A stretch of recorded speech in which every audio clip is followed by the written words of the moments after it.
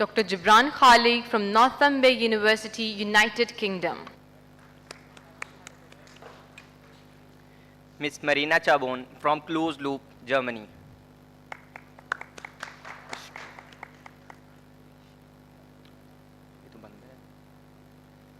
Mr. Suhail Ali Naqvi from WWF, Pakistan.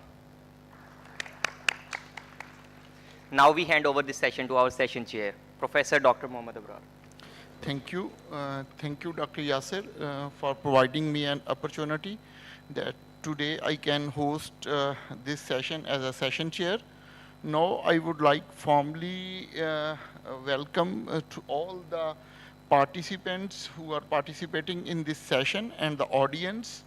Our first speech will be the enabling decarbonization of textile manufacturing through innovative concentrated solar technologies. The first presenter is Dr. Shahid Rasool.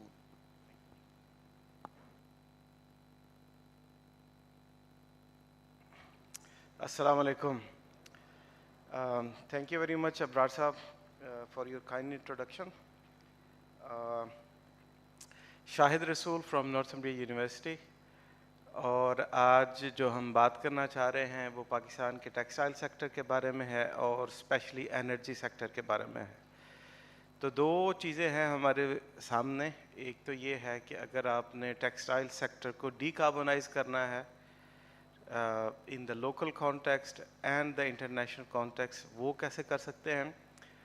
और दूसरा ये है कि इस दौरान अगर कुछ technology develop होती है तो उससे हम पैसे कैसे बना सकते हैं as individual, as an organization और एज ए कंट्री। तो उससे पहले बहुत सारी चीज़ें हैं कि जो डिस्कस करने वाली हैं। एनर्जी सेक्टर के बारे में जो रिस्क्स हैं, तो उस बारे में बात करने के लिए मैं इनवाइट करूंगा अपने दोस्त कोलीग डॉक्टर जॉन आर्थर को। वो आएंगे, थोड़ा सा रिस्क एनालिसिस करते हैं और फिर देखते हैं कि उसको मिटिगेट कैसे करेंगे टेक्नोलॉजिकली और कैसे काम कर सकते हैं। तो doctor John Arthur.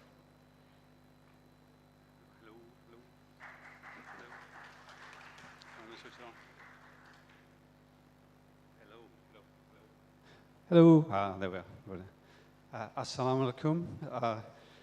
My name is John Arthur. I'm going to tell you a very short story that has got nothing to do with the presentation, but what it will do is it will help you tune your ear to my strange accent, and then you may be able to understand me. In the UK, where I was born and raised, whenever there was going to be a political statement on the television, it was necessary for the television company, the BBC, to tell the population that this was going to happen. And so they had to use the following words: "We interrupt this broadcast." Okay, that was the words they had to use, so you knew it wasn't entertainment, it was political. With Shahid's permission, I interrupt this broadcast. Shahid and I are working together, and before we start talking about what I know you want to hear, which is all these beautiful things about technical and solar power and mechanics and engineering, before we talk about the technical system, I would like to talk about, very briefly, the socio-technical system. An engineer who does not engineer for humans is not an engineer. All engineers have as the terminus point of their work a human user, whatever it is that you make. And so you are social scientists. You're in a socio-technical system. You cannot escape it. So when you make good technological design in a socio-technical system, traditionally what has always happened in the history of science, because of the separation of the social and the technical sciences, is that we realize that the technical system itself will have to work in a world, and that world will throw up uncertainty. And if that world is in a particular part of the globe, it will also throw up volatility. And those two forces will actually lead to a collapse in the viability of the technology you have so beautifully designed. The thing that you want to create the benefit suddenly does not create its benefit. And usually the mechanism for dealing with this is to say that we have another discipline. I've got a screen here, sorry, so I'm pointing at this. It's behind me, isn't it? That we have another discipline. And this discipline is called risk management, which is impossible to define. And that these things belong in that, with the scientists who work in that space, they do not belong with you. This is bad logic. This is bad logic. These things belong inside the good technical design. That's where they belong. That's where you should be putting them. And Shahid and colleagues are making sure that this piece of technology that we are designing is going to fit in that space. So there are key sources of uncertainty in Pakistan. And I can hear you sort of laughing. So we know about infrastructure. We know about political. We know about energy, which is a big deal. Can I say something as an outside observer? Whenever I come to Pakistan, people are very, very good at telling me what is wrong with it. I'm sort of slightly bored with how well rehearsed you are in what is wrong. When I was a young man and I went to work in London, my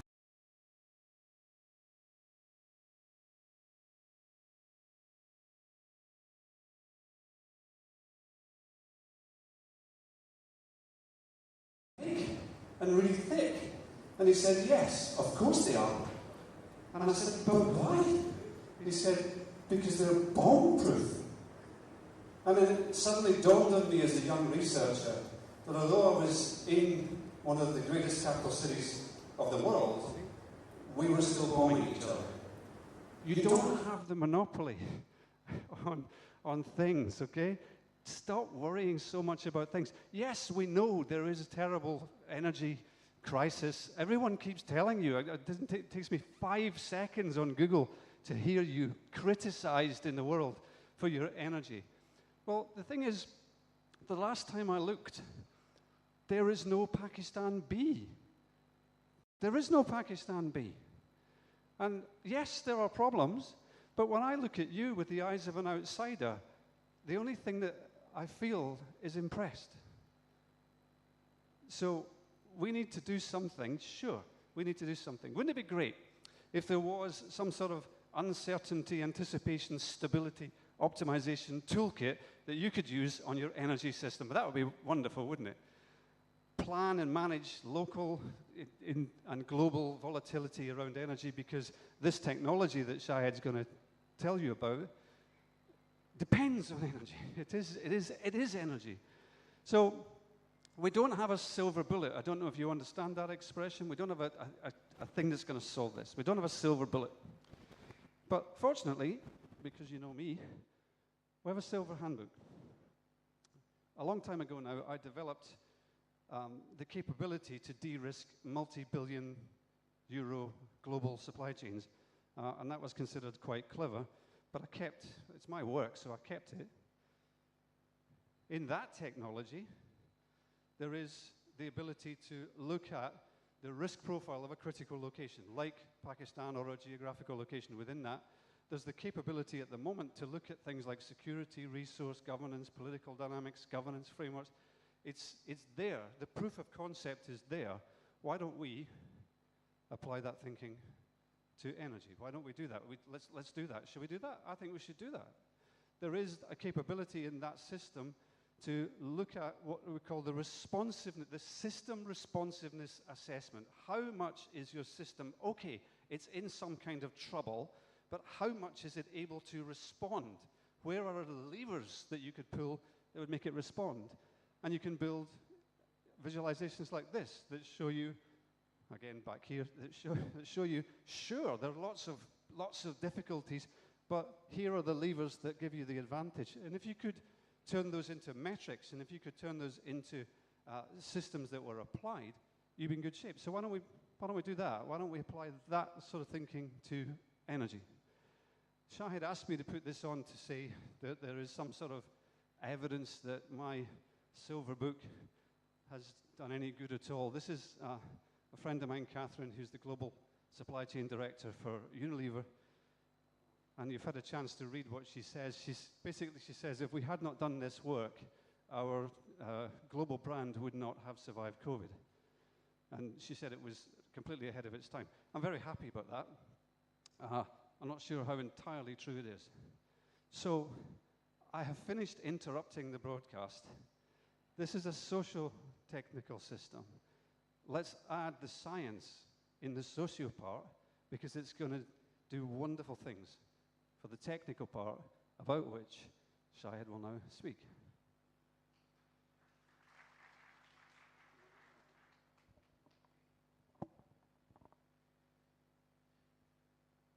Thank you very much, John. I think you have set the back.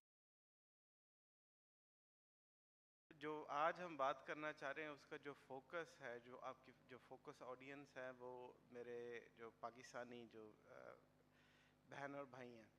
तो of course हमारे पास बहुत सारे guest भी हैं. मैं English में भी बात कर सकता हूं, लेकिन मुझे लगता है कि मैं इंग्लिश में उस तरह से कन्वे नहीं कर पाता जिस तरह मैं उर्दू या पंजाबी में कर सकता हूं. तो इसलिए चूँकि मेरा फोकस जो है ऑडियंस का वो आप लोग हैं, तो इसलिए मैं कोशिश करूँगा कि उर्दू में बात करूँ. और obviously later on if needed we can discuss in English और in another language. So risk तो है एनर्जी का पाकिस्तान में, और मुझे लगता है मेरी उम्र अब कोई 45 साल हो गई है, और जब से मैं बड़ा हो रहा हूँ पाकिस्तान में देख रहा हूँ, मैंने देखा है कि एनर्जी का हमेशा से क्राइसिस है, और लगता है कि अल्लाह ना करे ऐसा हो, लेकिन लगता है कि ये एनर्जी क्राइसिस रहेगा. लेकिन अगर क्राइसिस है, एक रिस्क है, अनसर्टेनिटी है, वॉलेटिलिटी है एनर्जी प्राइसेस में, एनर्जी सिक्योरिटी में, एनर्जी सप्लाई में, तो क्यों ना हम जो हमें अल्लाह ने को थोड़ा बहुत नॉलेज दी है उसको यूटिलाइज़ करें और काम करने की कोशिश करें. तो एक जो चीज़ जिसकी तरफ नॉर्मली जो डेवलपिंग कंट्रीज़ हैं उसमें अभी तक ज़्यादा काम नहीं हो रहा, स्पेशली जो प्रोसेसिंग इंडस्ट्री है, टेक्सटाइल की जो प्रोसेसिंग इंडस्ट्री है, तो वहाँ पे काम नहीं हो रहा इन टर्म्स ऑफ सोलर हीट. तो क्या हो सकता है कि सोलर हीटिंग, जहाँ कहीं पे भी आपको स्टीम चाहिए, जहाँ कहीं पे भी आपको 120-130 डिग्री सी टेम्परेचर चाहिए और अराउंड दैट, तो instead of getting it from जो आपकी ग्रिड है, गैस ग्रिड है, वहाँ से लेने की बजाय या इलेक्ट्रिक ग्रिड लेने की बजाय, मैं चूँकि फैसलाबाद से हूँ, मेरा कुछ थोड़ा बहुत ताल्लुक़ प्रोसेसिंग इंडस्ट्री से है भी, और मुझे पता है कि जो हमारी जो 90% जो इंडस्ट्री है, प्रोसेस इंडस्ट्री टेक्सटाइल में, वो क्या कर रहे हैं कि जब भी बॉयलर को चलाना होता है, कोल लेके आते हैं, कोल मिल जाए ठीक है, नहीं मिलता है तो छलियाँ के तुक्के ले आए, अगर वो भी नहीं मिले तो टायर जला दिए, अगर वो भी नहीं मिले तो जूते जला दिए, अगर वो भी नहीं मिले तो कपड़े जला दिए. तो ये सारी सिलसिले चल रहे हैं यहाँ पे. तो इसकी बजाय ऑफ कोर्स हम जो बॉयलर तो चलाना है जैसे तैसे चलाना है, मैं उस पर आप बिल्कुल जो है उस पर तनकीद नहीं कर रहा, लेकिन मैं कह रहा हूँ कि अगर बेटर ऑप्शन हो सकते हैं तो let's go for those viable and better options. Solar thermal heating जो है वो बड़ा एक ज़बरदस्त चीज़ है. हिस्टोरिकली ये बहुत ज़्यादा इंटरनेशनली इसको जो है ना अभी तक इस पे काम नहीं हुआ, और अभी लेकिन ये काम होना शुरू हो गया. है क्या इसमें कि बेसिकली आपके पास जो है सोलर कॉन्सेंट्रेटेड होता है, कॉन्सेंट्रेटर, आपके पास सनलाइट है, आपके पास कॉन्सेंट्रेटर है, इस तरह का पैराबोलिक हो सकता है या लीनियर फ्रेजनर रिफ्लेक्टर्स हो सकते हैं, और उसके ऊपर आपके जो है ये पाइप है. इन पाइप में कोई भी सॉल्वेंट हो सकता है, पानी हो सकता है, कोई और सॉल्वेंट, ऑर्गेनिक सॉल्वेंट्स हो सकते हैं. आप इसको हीट अप करते हैं और हीट एक्सचेंज करते हैं और स्टीम जनरेट कर लेते हैं. तो ये दोनों तरह की वाइबल टेक्नोलॉजीज़ हैं. They can give you up to 400 degree C in process industry. तो अगर इसको ग्लोबली देखें तो अभी ये कोई बहुत ज़्यादा यूटिलाइज टेक्नोलॉजी नहीं है, लेकिन अगर आप हिस्टोरिकल इसका जो पर्सपेक्टिव देखें, 2016 में 527 अगर यूनिट्स थे ऑल ओवर द वर्ल्ड, तो अब जो एक्सपेक्टेड है इट विल बी डबल्ड इन 2024-25. तो जो आपकी ग्रोथ है जो सोलर हीट की, अगेन मैं सोलर पावर की बात नहीं कर रहा, मैं सोलर टू इलेक्ट्रॉन्स बात नहीं कर रहा, मैं सोलर टू हीट की बात कर रहा हूँ. तो ये ऑलमोस्ट डबल होती जाएगी every 5 years to 10 years time. और इसके अलावा ये देखें कि जो इसकी जो कैपेसिटी है, it is about 260 megawatts. تو یہ جو انکلوڈ ہوگی لیٹر آن, تو it can go up to 1200 megawatts in total. تو اس کی گروتھ ہے انٹرنیشنلی, یہ ریکگنائز ہو رہی ہے چیزیں. آف کورس یہ بہت ساری چیزوں پہ ڈپینڈ کرتی ہے کہ آپ ہیں کہاں پہ, آپ کو ٹیمپریچر کتنا چاہیے, آپ کے لوکیشن کیا ہے, آپ کے پاس ٹیکنالوجی کیا ہے, اور اس طرح کی چیزیں. تو اسی حساب سے جو اس کی جو اکنامک انالیسز ہے وہ بنے گا. یہ جو سلائیڈ ہے یہ میں نے اس لیے یہاں پہ رکھی ہے تاکہ آپ کو بتا سکوں کہ جو آپ کی انڈسٹری ہے, پروسیس انڈسٹری ہے, اس کے لیے آپ کو نارملی ٹیمپریچر رینجز کیا چاہیے ہوتے ہیں. چونکہ ہم ٹیکسٹائل یونیورسٹی میں ہیں تو ہم اس کو ٹیکسٹائل کو دیکھ لیتے ہیں کہ maximum temperature you need is رفلی 180 degree C in textile processing. اور جو لو ٹیمپریچر والی انڈسٹریز ہیں وہ یہ ہیں. تو آپ کے پاس آپشن ہے کہ آپ یہ کام کر سکتے ہیں. سولر تھرمل جو ٹیکنالوجیز ہیں وہ آپ کو یہ ساری ٹیمپریچرز دے سکتی ہیں. پاکستان اس میں کیا کر سکتا ہے؟ پاکستان کا یہ سولر ریڈینس میپ ہے, اور جہاں جہاں پہ یہ جو پنکش آپ کو کلر نظر آ رہا ہے یہ بیسٹ ہے سولر تھرمل اپلیکیشنز کے لیے. اور جہاں پہ یہ اورنج ہے اسپیشلی یہاں پہ بھی جو صدرن پارٹ آف پاکستان ہے, سندھ کا ایریا ہے, بلوچستان کا ایریا, یہ زبردست ہے یہ سولر ہیٹ کے لیے. تو یہ جو theoretically it is all possible. یہ اگین جو پاکستان کی جو سولر پاور یا جو سولر تھرمل پاور ہے اس کا انالیسس ہے, اور اچھی خاصی آپ ٹیرا واٹ اسکیل میں جو ہے وہ آپ انرجی پروڈیوس کر سکتے ہیں پاکستان میں رہتے ہوئے. تو یہ ہمارا ایک پروجیکٹ ہے جس میں ہم 4 کنٹریز کے ساتھ مل کے کام کر رہے ہیں. پاکستان ہے, تنزانیہ ہے, کینیا ہے, اور انڈونیشیا ہے. ہم 4 ملکوں کو لے کر چل رہے ہیں اس ٹیکنالوجی پہ. ایک ٹیکنالوجی ڈیولپ کر رہے ہیں, اور جیوگرافک اپلیکیشن کے لحاظ سے ہم اس کو ٹیسٹ کرنا چاہ رہے ہیں. اس میں سب سے جو بڑی بات ہے وہ یہ ہے کہ 2 چیزیں ہیں. ایک تو یہ ہے کہ ہم ٹیکنالوجی ٹرانسفر کرنا چاہ رہے ہیں. ہمارا جو پلے گراؤنڈ ہے وہ پاکستان ہے, اور پاکستان میں بھی نیشنل ٹیکسٹائل یونیورسٹی ہے. ہم یہ ٹیکنالوجی یہاں پہ ڈیولپ کریں گے, اور ہم سوچ رہے ہیں کہ اس کو باقی کنٹریز میں لے کے جائیں گے. So it's not only for Pakistan, but Pakistan will be transferring اس technology in solar heat applications world wise as well. تو یہ ہمارا سارٹ آف جو ہے نا ورک ہے. کیسے ہوگا, جسٹ 1 منٹ سر فنیشنگ. یہ ہوگا کیسے, یہ ہمارا سائنٹیفک ہم نے اس پہ کام کیا ہوا ہے, مختلف اس کے پارٹس ہیں, تو اس کے بعد جو ہے نا وہ ہم اس کو فردر ڈسکس کر سکتے ہیں. ہماری کور پروپوزیشن کیا ہے, ہم بات کیا کرنا چاہ رہے ہیں؟ بات یہ ہے کرنا چاہ رہے ہیں کہ پاکستان کی انرجی کا مسئلہ ہے یہ رہے گا, اس کو مٹیگیٹ کریں. یہ رسک ہے بہت بڑی, یہ انسرٹینٹی ہے, یہ وولیٹیلیٹی ہے, اس کو مٹیگیٹ کریں. ہمارے پاس ٹولز ہیں, بہت سارے ٹولز ہیں, ہم اس پہ کام کرتے ہیں. اگر نہیں بھی ہیں تو ہم ڈیولپ کر سکتے ہیں. اور دوسری ایک اور جو چیز ہے کہ پاکستان ٹیکسٹائل جو سیکٹر یہ بڑا ریزیلینٹ سیکٹر ہے. میں اپنے بہت سارے ادھر دوستوں سے ملتا ہوں, وہ بتاتے ہیں کہ لوکلی ہم نے یہ چیز, ہمارے پاس یہ چیلنج آ رہا تھا, ہم نے اس کو سالو کر لیا. میں دیکھتا ہوں تو کیا یہ جو سولوشن آپ نے اپنے لوکلی ڈیولپ کیا یہ ہم باہر سیل کیوں نہیں کر سکتے؟ سو ٹیکسٹائل سیکٹر کو سوچنا چاہیے کہ یہ صرف گارمنٹس اور اپیرل اور ٹیکسٹائل کا سیکٹر نہیں ہے, یہ ٹیکنالوجی ٹرانسفر سیکٹر بھی ہو سکتا ہے. فردر ہم اس پہ ڈسکس کر سکتے ہیں کہ وہ کیسے پاسبلٹی ہو سکتی ہے. اور دوسرا جو کور پروپوزیشن ہے وہ یہ ہے کہ لیٹس ٹرائی کہ اگر سولر تھرمل اپلیکیشن ہم کر سکتے ہیں کسی جگہ پہ, تو let's start from Pakistan, develop the technology in Pakistan. It is a new area globally. اگر ہم اس میں پہلے کچھ چیزیں ڈیولپ کر لیں گے تو ہم لیڈ لے سکتے ہیں. آپ سارے لوگ بزنس جانتے ہیں کہ ارلی اڈاپٹر جو ہیں وہ ان کے پاس ایڈوانٹیج ہوتا ہے. Thank you very much, and thank you very much for all of our collaborators and the UK government who are supporting all of these initiatives. Thank you so much. Thank you, Dr. Shahad, Dr. John, for such a wonderful presentation by providing the new insights for textile processing industry of Pakistan. Now, I would like to call Ms. Nan Kessel from Spain. She will deliver a talk on the thread of change using data to revolutionize textile waste management.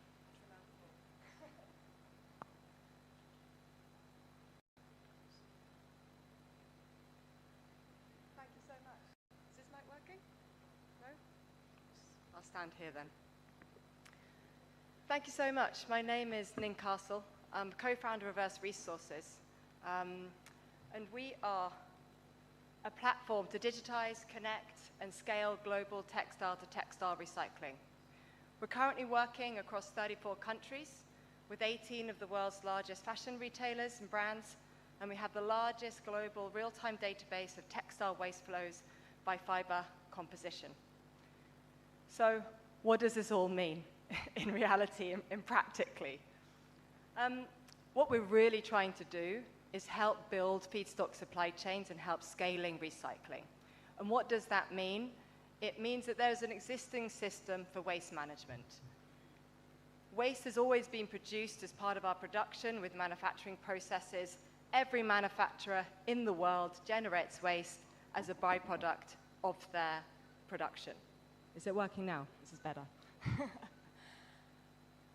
So the waste industry's been there. In Pakistan as well, you have a very historic and well-functioning, compared to other countries, recycling sector as well. But it often works in quite informal supply chains, and there's no visibility of what's going on. So what we do as a company is we come in to help provide insight and traceability to then promote what is already happening and find out opportunities for where new investments, new technologies can come in, so we can try and scale these circular value chains. Within this platform as well, we work a lot with compliance, and we essentially provide a third-party verification of these reverse supply chains. So why is this important? I think we had quite a few people this morning coming in and talking about upcoming legislation. You know, it is coming through. We don't have precise details exactly of what is going to be legislated, but we do know that there will be a need for more recycled products, there will be need for compliance and more verification. We have to understand right now that in the relation of sort of high-value textile to textile recycling, things that are going back into products for apparel and so on, that's a very small percent globally that is really being recycled today. So it's kind of okay that waste is flowing through informal channels. It doesn't really matter so much. But when this recycling industry starts really scaling and companies start operating in much larger sizes, then this is actually going to become incredibly important that this waste handling and recycling sector is also formalized. If we don't manage to formalize it, it will literally get squeezed out by the very large corporations that are coming in with huge investments to build recycling plants. And we talk about the just transition a lot in circular economy, and this is it. It's those local existing recyclers, the local existing waste handlers, and bringing them into a more formal system and letting them benefit from this transition to circular value chains. So, is this even possible? I remember when we went and started work back in Bangladesh back in 2020. Well, we've been working actually in Bangladesh since 2016. But we set up a big project in 2019 it was actually. And one of our now really close waste handling partners, they thought that digitization and formalization of this sector was not possible in Bangladesh. Today we're tracing 2,000–3,000 tons of waste through our platform in Bangladesh. Not huge numbers considering the volume of waste in Bangladesh, but actually considering the high levels of informality, much more so than you have in Pakistan, we've actually proven what was considered to be impossible. We have now traced well over 60,000 tons of waste through the platform, from factories to over 246 different waste handling and recycling companies. So yes, it is possible. We've still got a long way to go. At the moment, for us, we consider ourselves to be early stage scale-up. We've proven a process, and now it's implementing that and working with companies to start embedding traceability through these systems. Earlier this year at the event in March, my colleague Maris was here to launch a project that we've started with NTU. It's called Using Data to Revolutionize Textile Waste Management and Recycling in Pakistan. A very easy title to say quickly. With whom we're partnering with NTU, but we also have a fantastic group of organizations that we're working with. I won't name them all, but you can see them on the screen, and a group of brands as well. So what are we doing in this project? So, first of all, later on, or early next year, we'll be publishing a report with NTU where we'll do an assessment of total waste, focusing mainly on post-industrial waste coming out of being generated in Pakistan, and also some areas of post-consumer waste as well. What is this report supposed to be for? Well, for us it's two things. First of all, it's to promote what is already happening. It's to be able to put some figures on what is working really well, and to say actually there's a high levels of circularity and a lot of really good things going on in Pakistan. And the second one is to figure out where are the opportunities. What waste is not being recycled to its highest potential, and how can we valorize that so that Pakistan can get the economic gains from that recycling. Looking at which technologies are interested or would be viable for these types of waste that are being generated. We work with many major chemical recyclers, and they are all looking for waste. They're all looking for it, but they don't know where to find it from. You know, we're working with chemical recycling companies. Some of them, the smaller ones, are looking sort of for 40,000 tons capacity a year, but some are looking for 250,000 ton capacity from a year. So huge recycling facilities are in the planning process. If we think about that in the comparison to mechanical recycling, you've got a typical mechanical recycling plant doing about 300 tons a month, larger ones doing about 1,000 tons a month. So 12,000 tons a year for a larger mechanical recycler, going up now to a supply chain need for waste for 250,000 tons a year.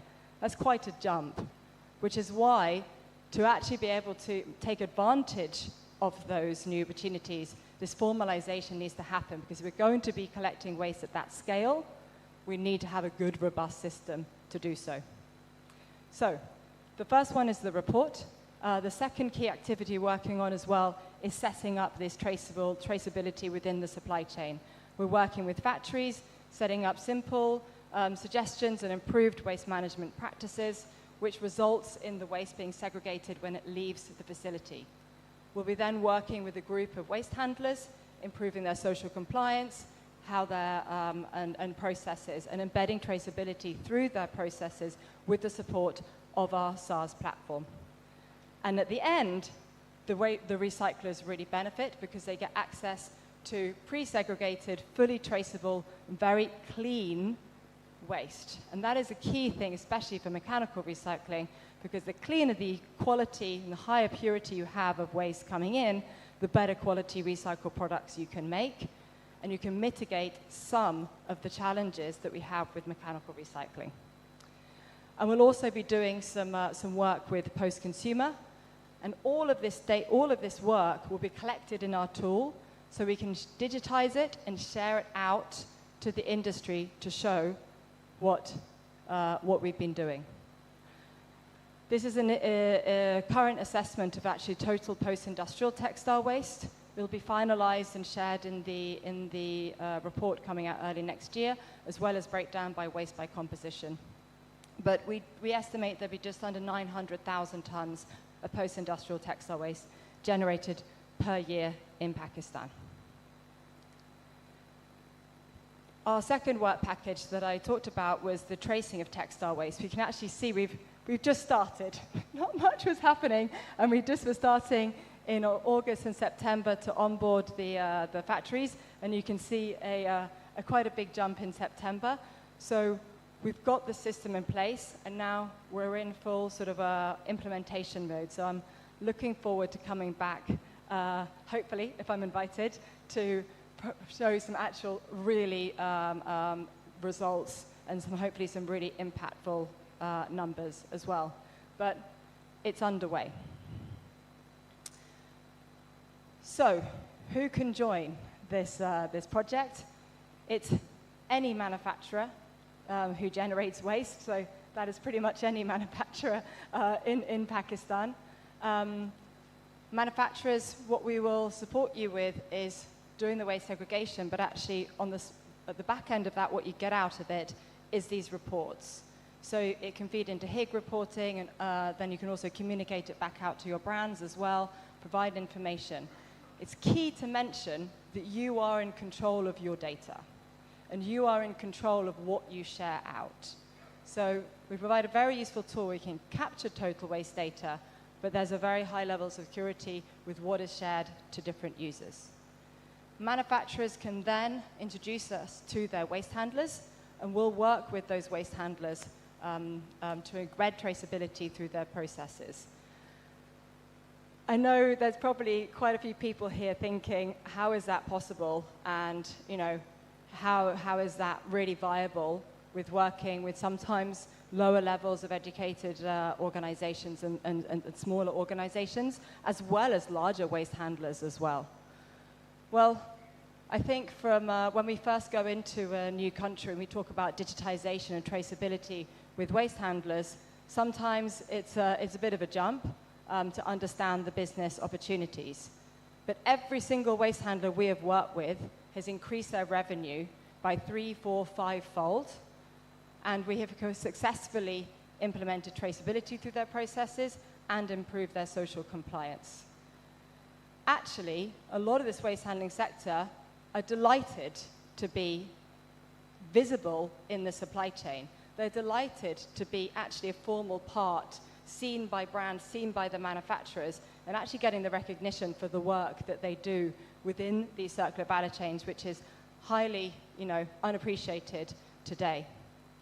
So the waste handlers we'll work very closely with, and what we try and do is work with a small group of waste handlers in each region to use them to promote and show the business case. So we're focusing on a small group of waste handlers, working with them, and then when other waste handlers see how this has helped them, then they often want to jump on board and get involved as well. So we know we're not going to be able to change the whole waste handling network in Pakistan in the next year, but we really want to show a very good system for future companies to continue the transition. And at the other end of it, there's the recycler. So they receive this fully traceable waste that is compliant. They know what source it is, so which factory it's come from. They know which recycler, and they can even get access as well to brand volumes. So they can receive, let's say, 10 tons of waste, and they know that 2 tons was brand A, 1 ton was brand B, 3 tons was brand C on a mass balance calculation. The project was initially kicked off just in March. We've now been underway for several months. Next year, we're going to be doing more trainings, working with the waste handlers, and really establishing these traceable and compliant supply chains. And the project closes early 2026. But when I say the project closes, I don't mean that we go away. This project for us is just a start. We work, when we go into a new country, we try and come in with a project so we can collect a group of multi-stakeholder projects. We can get a group of organizations together to create a system that then once the project closes, we carry on working and we scale out. I'm joined today by my colleague Manzoor, who's sitting here. So I put his photograph up here, so if you ever see him about, please do grab him. And we really look forward to collaborating with you in the coming years. Thank you so much.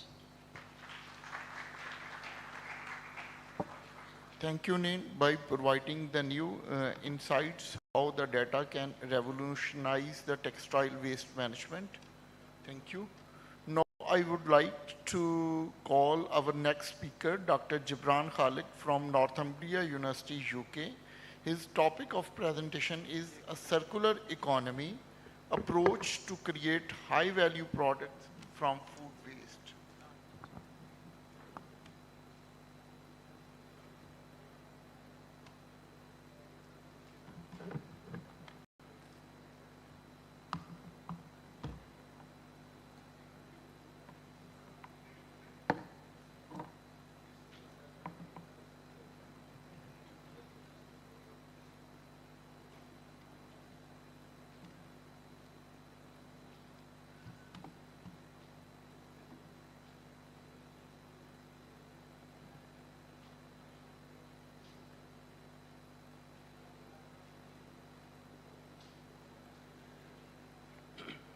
بسم اللہ الرحمن الرحیم. السلام علیکم every one. سب سے پہلے میں شکریہ ادا کرنا چاہوں گا آرگنائزرز کا جنہوں نے ہمیں انوائٹ کیا یہاں پہ اور موقع دیا ہمیں کہ ہم آپ سے بات کر سکیں, اور چیئر صاحب کا بھی شکریہ ادا کرنا چاہوں گا جنہوں نے مجھے یہاں پہ بلایا. میرا نام ڈاکٹر جبران خالق ہے اور میں نورتھمبریا یونیورسٹی نیو کاسل میں کام کرتا ہوں, اور میرے ڈپارٹمنٹ کا نام ہے میکینیکل اینڈ کنسٹرکشن انجینئرنگ. آج جو میں اپنا کام پریزنٹ کروں گا وہ ریلیٹڈ ہے ریسائکلنگ سے, اسپیسیفکلی جو فوڈ ویسٹ ہے یا ایگریکلچرل ویسٹ ہے اس کو ہم کس طرح سے یوٹیلائز کر سکتے ہیں ٹورڈز ٹیکسٹائل مینوفیکچرنگ انڈسٹریز. تو یہ جو ہمارا پروجیکٹ ہے اس کو ہم ایک امبریلا پروجیکٹ کے طور پہ لے رہے ہیں. تو اس کی جو بیسس ہے ہماری وہ پاکستان ہوگی جہاں پہ ہم اس ٹیکنالوجی کو ڈیولپ کریں گے, اور اس کے بعد ہم اس ٹیکنالوجی کو دوسری پروسیسنگ انڈسٹریز کے اندر بھی امپلیمنٹ کریں گے, اور اس کے بعد جو ہمارا نیکسٹ پلان ہے وہ یہ ہے کہ ہم اس ٹیکنالوجی کو گلوبلی لے کے جائیں گے, جیسے افریقن کنٹریز ہیں یا ہمارے جو نیبرنگ کنٹریز ہیں ان کی طرف. تو سب سے پہلے تھوڑا سا میں آپ کو پڑھا دوں کیونکہ ہم پروفیسرز ہیں اور ہم پڑھاتے ہیں. تو سب سے پہلے میں آپ کو یہ بتا دوں کہ سرکولر اکانومی ہوتی کیا ہے, جس کے بارے میں آج ہم لوگ بات کر رہے ہیں. تو سرکولر اکانومی اگر ہم براڈر سینس میں دیکھیں تو وہ اس میں یہ ہوتا ہے کہ ہم جو چیز بنا رہے ہیں اس کو ہم کہیں پھینک نہ دیں, اس کو ہم دوبارہ سے استعمال کر لیں. تو ان اے براڈر سینس یہ ایک کمپلیٹ پکچر ہے سرکولر اکانومی کی. لیکن سرکولر اکانومی ایک بہت اسٹریٹ فارورڈ چیز نہیں ہے, اس کے اندر ملٹیپل چیزیں آ سکتی ہیں. تو اگر ہم اس ایک سرکل کا پارٹ بھی بن جائیں تو ہم لوگ کمیونٹی کی طرف کام کر رہے ہیں, اپنے کنٹری کی بہتری کے لیے کام کر رہے ہیں. تو جو سب سے پہلا پوائنٹ آتا ہے سرکولر اکانومی کے اندر وہ یہ آتا ہے کہ جو چیز ہم بنا رہے ہیں اس کے اندر ہماری کاربن کی ایمیشن کتنی زیادہ ہو رہی ہے, یا جو ہم ریسورسز اس کے اندر یوز کر رہے ہیں اس کے اندر سے گیسز جنریٹ ہو رہی ہیں, ہمارے جو ماحول ہے اس کو وہ آلودہ کر رہی ہیں کہ نہیں. اگر ہم اپنے ماحول کو آلودہ نہیں کر رہے تو اس کا مطلب ہے کہ ہم سرکولر اکانومی کا پارٹ بن چکے ہیں اور ہم سرکولر اکانومی کی طرف کام کر رہے ہیں. دوسرا یہ ہے کہ جو ہم پروڈکٹس بنا رہے ہیں, جو ہم را مٹیریل یوز کر رہے ہیں پروسیسنگ کے اندر, کیا اس میں سے ہمارے پاس کچھ ٹاکسک ایلیمنٹس تو نہیں نکل رہے, کچھ ایسے زہر آلود مواد تو نہیں نکل رہا جس کی وجہ سے ہمارے پانی خراب ہو رہا ہے, ہماری زمین خراب ہو رہی ہے یا ہماری آب و ہوا خراب ہو رہی ہے. تو اگر وہ سب کچھ ہم نہیں کر رہے تو اگین ہم ایک سرکولر اکانومی کا پارٹ بن چکے ہیں. تیسری بات جو ہے کہ جب ہم کوئی چیز استعمال کرتے ہیں تو اس کی ایک لائف ٹائم ہوتی ہے.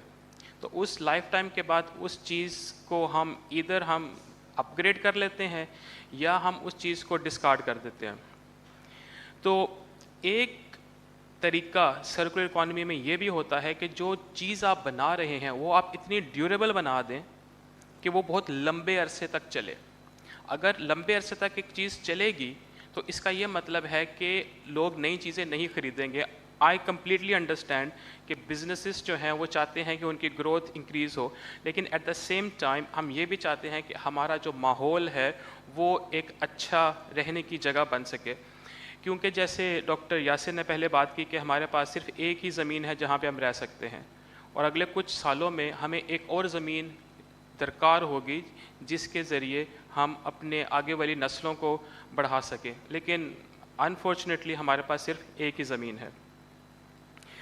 اس کے بعد اگر آپ اپنی جو پروڈکٹ جس کو آپ استعمال کر رہے ہیں اگر آپ اس کو اس کے لائف کے آخر میں اس کو کلیکٹ کر لیں, اس کو کہیں جلا نہ دیں, کہیں آپ پھینک نہ دیں, تو آپ پھر بھی سرکولر اکانومی کا پارٹ بن رہے ہیں. کیونکہ جو ویسٹ کلیکٹرز ہیں ان کے لیے بہت رسپیکٹ ہے ہماری کہ وہ ہمارے لیے بہت اچھا کام کر رہے ہیں کہ وہ ویسٹ کلیکٹ کر کے ہم لوگوں کو دیتے ہیں اور ہم اس سے پھر فردر چیزیں بنا سکتے ہیں.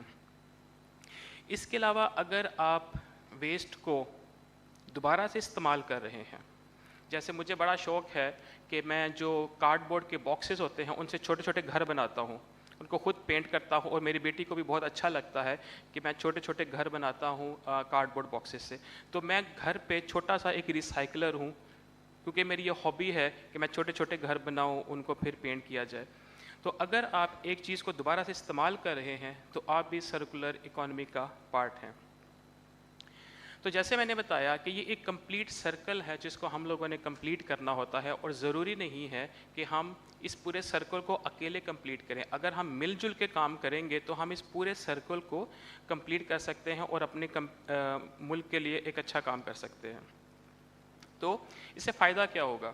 इससे फ़ायदा ये होगा कि जो हमारी आबो हवा है, जहाँ पे हम सांस लेते हैं, वो बहुत अच्छी हो जाएगी। हम लोगों को आइडिया होगा कि लाहौर के अंदर और जो हमारा ये पंजाब का रीजन है, इसके अंदर आबो हवा कितनी गंदी हो जाती है, और यहाँ तक गंदी हो जाती है कि हम लोगों को मास्क पहनना पड़ता है, इससे बीमारियाँ जन्म लेती हैं।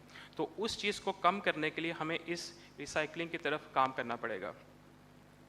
उसके बाद जो दूसरा इसका फ़ायदा है वो ये है, फ़ायदा है कि जो हमारे रॉ मटेरियल्स हैं वो हम रिसाइकलिंग से जनरेट कर सकते हैं। उसके लिए हमें बाहर से परचेज़ नहीं करने पड़ेंगे, और हमारा जो वेस्ट है वो भी कम हो जाएगा। हमें किसी से बाहर से किसी को बुलाना नहीं पड़ेगा कि भाई हमारा जो वेस्ट है उसको तुम किसी तरीके से इसको डिस्कार्ड कर दो। और फाइनली हम इससे पैसा बना सकते हैं, क्योंकि हम यहाँ पे अपना कीमती वक्त निकाल के क्यों आए हैं? हम इसीलिए यहाँ पे आए हैं कि हम लोग नए आइडियाज़ ढूंढें, नए एवेन्यूज़ ढूंढें कि जिसके ज़रिए हम पैसा बना सकते हैं अपना और अपने मुल्क का बेहतरी कर सकते हैं। तो अगर हम पाकिस्तान को देखें तो पाकिस्तान के अंदर बहुत ज़्यादा पोटेंशियल है, हमारी सोच से भी ज़्यादा इसके अंदर पोटेंशियल है। अब जैसे यहाँ पे आप देख रहे हैं कि पाकिस्तान राइस प्रोडक्शन में, वीट में, शुगर केन में, कॉटन में, गोड्स वगैरह में बहुत हाई प्लेस करता है दुनिया के अंदर, not only in Asia but दुनिया के अंदर ये बहुत ऊपर है हमारा पाकिस्तान। और अगर हम फूड वेस्ट की बात करें तो हमारे यहाँ फूड वेस्ट बहुत ज़्यादा होता है। मैंने ये भी पढ़ा है कि हमारे मुल्क में 40% जो खाना है वो ज़ाया हो जाता है, और हमारे पास 10% आबादी वो है जिनको खाने को कुछ नहीं मिलता। 38% आबादी वो है जिनको खाने को एक टाइम पे मिलता है। तो अब हम बहुत ज़्यादा फूड वेस्ट कर रहे हैं, तो हम इस फूड को इधर हम ज़रूरतमंदों को भी दे सकते हैं, दूसरा हम जो वेस्ट हो चुका है उसको हम यूटिलाइज़ भी कर सकते हैं, जो मैं आपको थोड़ी देर में बताता हूँ कि कैसे कर सकते हैं।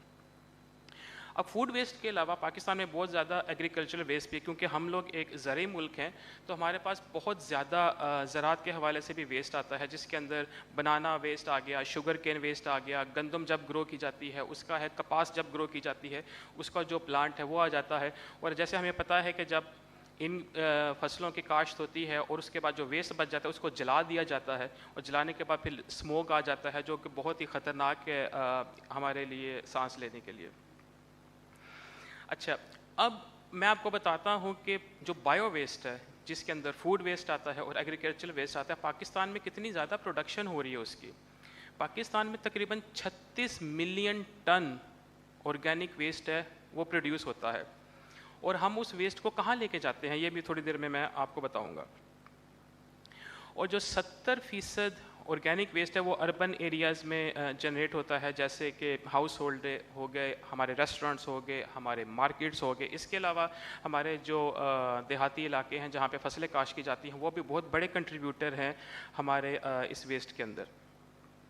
अब जो हमारा फूड वेस्ट है वो मेजर चंक है इस पूरे बायो वेस्ट सर्कल का, जिसके अंदर तकरीबन 60% जो हमारा वेस्ट है वो फूड वेस्ट है। इसके बाद 25% जो हमारा वेस्ट है वो हमारे ज़राअत का वेस्ट है। तो ये हमारे पास बहुत ज़्यादा अमाउंट में वेस्ट मौजूद है जिसको हम यूज़ करके हम पैसा कमा सकते हैं, वैल्यू एडिशन कर सकते हैं। अच्छा, अब बायो वेस्ट के अंदर पोटेंशियल कितना है? मैं बड़ी बातें तो कर रहा हूँ कि हमारे पास वेस्ट मौजूद है, लेकिन उसके अंदर कुछ ऐसा है भी कि हम उसको यूटिलाइज़ कर सकें। अब जो बायो वेस्ट है उससे हम तकरीबन 2500 मेगावाट बिजली जनरेट कर सकते हैं, और हमारे मुल्क में आपको जैसे पता है कि बिजली की किल्लत है, बहुत ज़्यादा प्रॉब्लम है। हम लोग यहीं पे पले बड़े हैं, और बढ़ते हुए हम लोगों ने ये देखा है कि लोड शेडिंग बहुत होती थी, बार बार चली जाती थी। तो ये जो बायो वेस्ट है ये हमारी इलेक्ट्रिसिटी को ख़त्म करने के, जो लोड शेडिंग है उसको भी ख़त्म करने के लिए इस्तेमाल किया जा सकता है। तो तकरीबन जो बायो वेस्ट हम लोग जनरेट करते हैं, हम 5% पाकिस्तान की जो इलेक्ट्रिसिटी की जो यूजेज है हम उसको ओवरकम कर सकते हैं। अब इतने बड़े मुल्क के लिए 5% की भी एक बहुत बड़ी वैल्यू होती है कि हम एक लोकल सोसाइटी को बिजली प्रोवाइड कर सकते हैं ताकि वो लोग अपने काम जारी रख सकें। इसके अलावा बायो वेस्ट से बिजली बनाने के अलावा हम लोग गैस भी बना सकते हैं जो कि घरों में खाना पकाने के लिए इस्तेमाल की जाती है। अब जैसे पुराने ज़मानों में हम लोग भी बायो वेस्ट यूज़ करते थे, तो हम और ये एक बहुत अच्छा रिसाइकलिंग सर्कल था जो हम लोग पहले फॉलो करते थे, लेकिन अब हम लोगों ने वो छोड़ दिया है। लेकिन अगर हम उसको दोबारा से यूटिलाइज़ कर लें तो हम बहुत ज़्यादा पैसा भी बना सकते हैं और कंट्री को भी आगे लेके जा सकते हैं। अच्छा, अब ये सारा जो वेस्ट है, जो इतना ज़्यादा पैसा है, इतनी ज़्यादा रिसोर्सेज है, वो जाता किधर है? हम उसको फेंक देते हैं बाहर या हम उसको जला देते हैं। अब जलाने से हमें क्या फ़ायदा होगा या फेंकने से हमें क्या फ़ायदा होगा? ज़ीरो, हमें कुछ भी नहीं मिलेगा। तो उसका तरीका क्या है कि हम इस वेस्ट को यूज़ करके कुछ ऐसी चीज़ें बना लें जिसके ज़रिए हम पैसा कमा सकते हैं।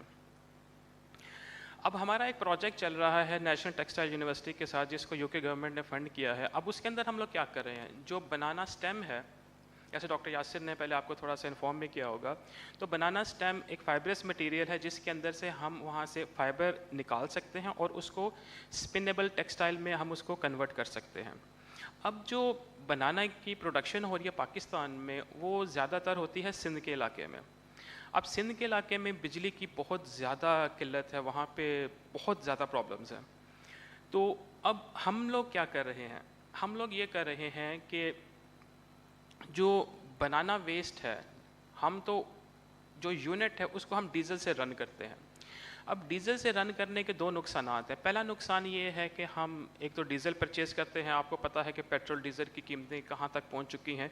दूसरा ये कि इनको डीजल जलाने से हम माहौल को भी आलूदा कर रहे हैं। सो इसके दो नुकसान आते हैं, तो हम इसको अवॉइड करना चाहते हैं। तो हम कर क्या रहे हैं कि जो हमारा यूनिट है जिससे हम लोग बनाना स्टेम से फाइबर को कन्वर्ट करते हैं, हम उसको इंटीग्रेट करेंगे पायरोगैसीफायर के साथ। अब पायरोगैसीफायर क्या चीज़ है? पायरोगैसीफायर एक ऐसा यूनिट है जिसके अंदर हम एग्रीकल्चरल वेस्ट या फूड वेस्ट उसके अंदर डालें, हम उसको गर्म करें, गर्म करने के बाद हम उसके जो मॉलिक्यूल्स हैं हम उनको तोड़ते हैं, तोड़ने के बाद हम उसमें से गैस बनाते हैं। और वो जो गैस है हमारी, हम उस गैस से डिफरेंट पर्पसेस कर सकते हैं। जैसे हम उसे जनरेटर को चला सकते हैं जो कि हमारे इस यूनिट को चलाएगा, हम घरों को बिजली प्रोवाइड कर सकते हैं, हम चिलर्स चला सकते हैं, हम उससे जो और जैसे ट्यूबवेल है वो हम उसको चला सकते हैं। अब जब हम पायरोगैसीफायर यूज़ करते हैं तो उसके अंदर जो हमारा फूड वेस्ट होता है, जब वो एनर्जी जनरेट कर लेता है तो उसके अंदर से भी वेस्ट निकलता है।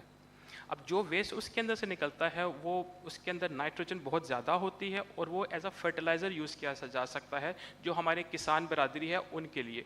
और उससे जो फसलें बनती हैं उनकी क्वालिटी बहुत अच्छी होती है, क्योंकि हम सारा नेचुरल प्रोसेस फॉलो कर रहे हैं। हम उसके अंदर कोई ऐसी चीज़ नहीं डाल रहे जो केमिकली मॉडिफाइड हो। तो जो हमारा इनिशिएटिव है वो बेसिकली ये है कि हम एक सर्कुलर इकोनॉमी की तरफ जाएं। हम वेस्ट को उठाएं, हम उस वेस्ट से कपड़ा बनाएं जो कि एक वैल्यू एडिशन है वेस्ट से। हम उस वेस्ट से एनर्जी को जनरेट करें। अब उस एनर्जी से जनरेट करके हम बहुत ज़्यादा मकसद हासिल कर सकते हैं। हम उस एनर्जी घरों पे दे सकते हैं, चिलर यूज़ कर सकते हैं और मल्टीपल अदर चीज़ें हम कर सकते हैं, और साथ हम फर्टिलाइज़र भी बना सकते हैं। अब आप ये देखिए कि जो हमारा वेस्ट है वो हमें कोई पैसा नहीं दे रहा, हम उसको जला रहे हैं, वेस्ट हो रहा है, लेकिन हम उसी वेस्ट को यूज़ करके इतने सारे काम कर सकते हैं जो कि हमें ज़्यादा से ज़्यादा पैसा कमा के दे सकते हैं। तो जो करंटली हमारा प्रोजेक्ट चल रहा है उसकी जो वर्थ है इस वक्त वो तकरीबन 3.5 लाख पाउंड है, जो कि इतने पाकिस्तानी रुपए बनते हैं। मुझे याद नहीं है कि ये कितना बनता है, बट इतने पाकिस्तानी रुपए बनते हैं जो इस वक्त हमारा प्रोजेक्ट है। थोड़ी देर पहले ही शाहिद रसूल ने बात की थी एक प्रोजेक्ट की, तो हम NTU के साथ एक फर्दर प्रोजेक्ट भी अप्लाई कर रहे हैं जो कि सोलर टेक्नोलॉजी से रिलेटेड है, और उसकी जो वर्थ है वो है तकरीबन 3.5 मिलियन, और वो तकरीबन इतने बनते हैं। ये काफ़ी ज़्यादा ज़ीरोज़ हैं, जब इतने ज़्यादा ज़ीरोज़ आ जाते हैं तो मुझे गिनती भूल जाती है फिर। तो अब हम कर क्या रहे हैं एक्चुअली, जो हमारे पास बनाना प्लांट है, जब हम उसको वहाँ से अपनी फसल उतार लेते हैं तो उसके अंदर जो स्टेम बच जाता है उससे हम बनाते हैं टेक्सटाइल फाइबर्स। ठीक है, तो टेक्सटाइल फाइबर से जो वेस्ट बचता है प्लस जो दूसरा वेस्ट है हम उसको यूज़ करके हम उसमें पायरोगैसिफायर के अंदर डालते हैं। Sir 2 minutes. पायरोगैसिफायर के अंदर डालते हैं जो कि हमें एनर्जी जनरेट करके देता है जिससे हम बिजली बनाते हैं, और साथ में हमारे पास फर्टिलाइज़र भी निकल आते हैं उसके अंदर से। अब जो फर्टिलाइज़र है वो बनाना प्लांट को दोबारा चला जाता है ताकि हमारे पास अच्छे बनाना बन सके, और जो बिजली है वो टेक्सटाइल फाइबर के यूनिट को चली जाती है। इसके अलावा ये बिजली बाकी घरों को भी चली जाती है और डिफरेंट अदर पर्पस के लिए भी हम इसको इस्तेमाल कर सकते हैं। तो अब मेरी टीम में कौन है? ये मैं हूँ और साथ में मेरे हैं डॉक्टर शाहिद रसूल, हम दोनों नॉर्थम्बरिया यूनिवर्सिटी न्यूकासल में काम करते हैं, और हमारे साथ हैं डॉक्टर यासिर नवाब नेशनल टेक्सटाइल यूनिवर्सिटी से, और हमारे साथ यूके से एक पार्टनर है डॉक्टर मोहम्मद सगीर जो हमारी टेक्नोलॉजी को लीड कर रहे हैं।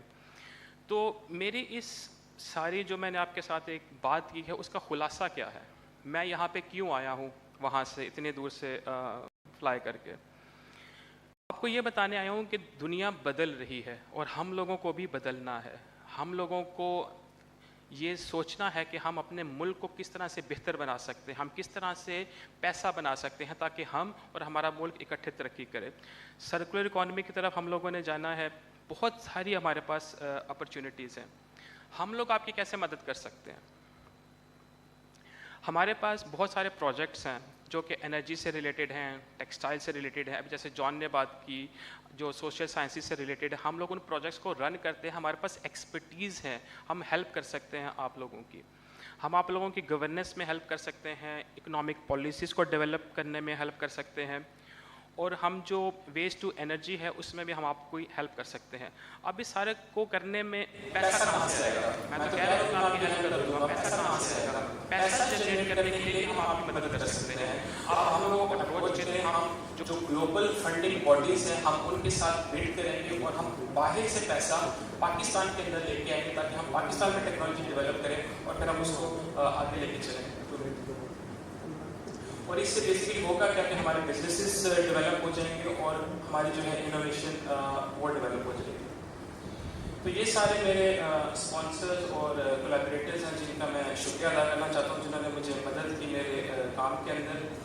और ये जो हमारे प्रोजेक्ट को फंड कर रहे हैं ये वो स्पेसिफिकली लोग हैं जो कि गवर्नमेंट बेसिकली हमारे साथ और यूनिवर्सिटी और नेशनल टेक्सटाइल यूनिवर्सिटी है। और अगर चाहते हैं तो ये मेरा ईमेल एड्रेस है, आप मुझे ईमेल कर सकते हैं और ट्विटर पे भी आप मुझे मैसेज कर सकते हैं, तो फिर इंशाल्लाह आप लोगों से बात होगी।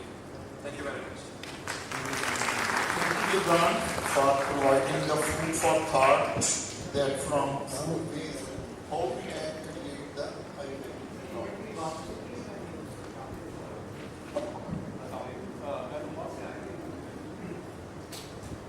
अस्सलाम वालेकुम। मैं लाहौर से आया हूँ और मेरा एक इंजीनियरिंग सेटअप है, लेकिन लास्ट 20 ईयर्स से मैं स्टूडेंट्स को फैसिलिटेट कर रहा हूँ।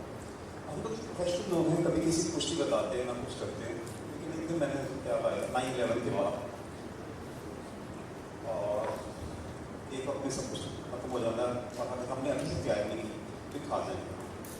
डॉक्टर साहब मेरा आपसे सवाल है कि मैं जब बच्चा था तब से मैं टीवी पे ऐड नहीं कर रहा था जिसके अंदर जो कपास का फूल लगता था उसके ऊपर खाना खाते हुए दिखाते थे, उसके ऊपर ये कीड़ा लग रहा है, उसके ऊपर ये सूटियाँ आती हैं वो आ रही हैं। उसके बाद क्या हुआ, वो कंपनियों ने यहाँ पे स्प्रे करने शुरू किए, उसकी वजह से हमारी ज़मीन लूट हुई और वो कौन से आर्सेनिक ने इतनी तबाही मचाई है कि हमारे हाथ कोई नहीं। बीमार तो अलग लोग हुए लेकिन आर्सेनिक ने हमारी जो है ना पानी बहुत लूट किया। हर कोई बात की है, देखिए अमेरिका जो था वो कौन था, रेड मीटिंग से सब मुजरिम लोग ये वो आज हर अमेरिका बात चल रहा है। जब तक हम लोग अपने आप को एक एक करके दुरुस्त नहीं करेंगे हम लोग भी चेंज आ सकता। लेकिन नीचे मैं अपनी फैक्ट्री में काम छोड़ के डॉक्टर साहब में लाया इनका वर्क तो होगा, लेकिन सबसे बड़ी बात होती हमें आइडिया वगैरह होता है किसी का भी होता है ना, आइडिया भी और ले जाते हैं नाम किसी और का, हम इनसे प्रोजेक्ट सिर्फ आते हैं कुछ बात आइडिया करते हैं। ठीक है, मैं इंशाल्लाह आप लोगों के साथ काम करूँगा और करके दिखाऊंगा क्लाइमेट चेंज ये वो ये अगर हमने आज नहीं किया इस वक्त में इस फील्ड में हमने मेरी प्यारी मानो का इंतकाल हो गया, वो मेरी अकेली बेटी थी और मेरा बेबी, वो मेरा वेट करती थी मेरी बिल्ली, मेरी भी दुआ भी करती होगी कि मैं उसके लिए खाना नहीं खिलाऊँ।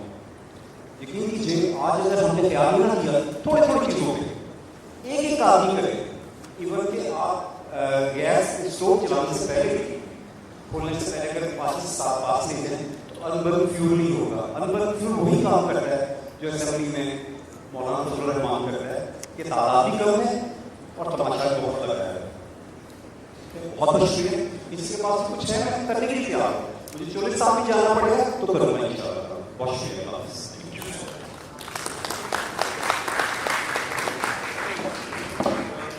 Now I would like to invite another distinguished guest, Ms. Marina Schabon from Close-Loop, Germany. Her topic of presentation is collaborative building localized circular supply chain.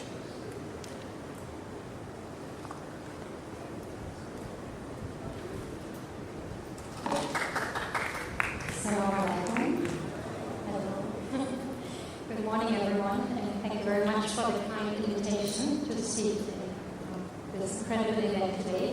We have been traveling in Pakistan already the last few days and had an incredible exchange with so many manufacturers, waste handlers, recyclers, and I see so much enthusiasm for the topic, which is incredible. My name is Marina Schabon, and I'm the founder of Close Loop Fashion, which is a German-based consulting service. We have been operating for 12 years now in 35 countries globally, with the focus on establishing sustainable and, in the last 3 years, also circular textile supply chains. I have a lot of slides, so I'm rushing a little bit through because very short speaking time only. But basically what we do is to focus on environmental sustainability in manufacturing tiers. So we solely work with manufacturing stages, introducing everything related to classical compliance, innovation, piloting new approaches. Circularity obviously is one of the new concepts to introduce. Just to give an idea, I also put some of project partners we had here in Pakistan. This is not the full list, but how we operate is a lot that we identify a business case for a country, for a specific product, for a specific stakeholder group. We create a concept, we apply for funding from different organizations, and then we bring together the stakeholders to collaboratively create change and impact with environmental targets. A lot of the projects you can see here are, for example, funded through the German ministry, through organizations such as GIZ, BIG, but also United Nations, European Union, and so on. And then we also have some of private funds and private customers. And when we talk about sustainability or circularity, there is no one-stop solution. We really need to customize and individualize what makes sense for some. To give an example, recently we have been approached by a very big discounting group, a discounter that you probably all know, who has been introducing resale of second-hand clothes in their shops. They have been putting a lot of investment into this, but no customer was interested. Because new products were in pricing just slightly higher, so why would I buy second-hand if I get a new product for only a little bit higher price? So while they were jumping on this ship of introducing a circular business case, what they thought, it didn't make sense for their product range, for their target group, and so on. That means when we look into circularity, we really need to do assessments, and we need to understand what works for whom and why. And our service strategy is really centered around that, to identify what is your individual journey in sustainability and circularity. And I myself have been living in manufacturing countries for the last 15 years, between India, Bangladesh, Indonesia. I've been working in Pakistan also for many years now, and also been representing a lot of manufacturing groups.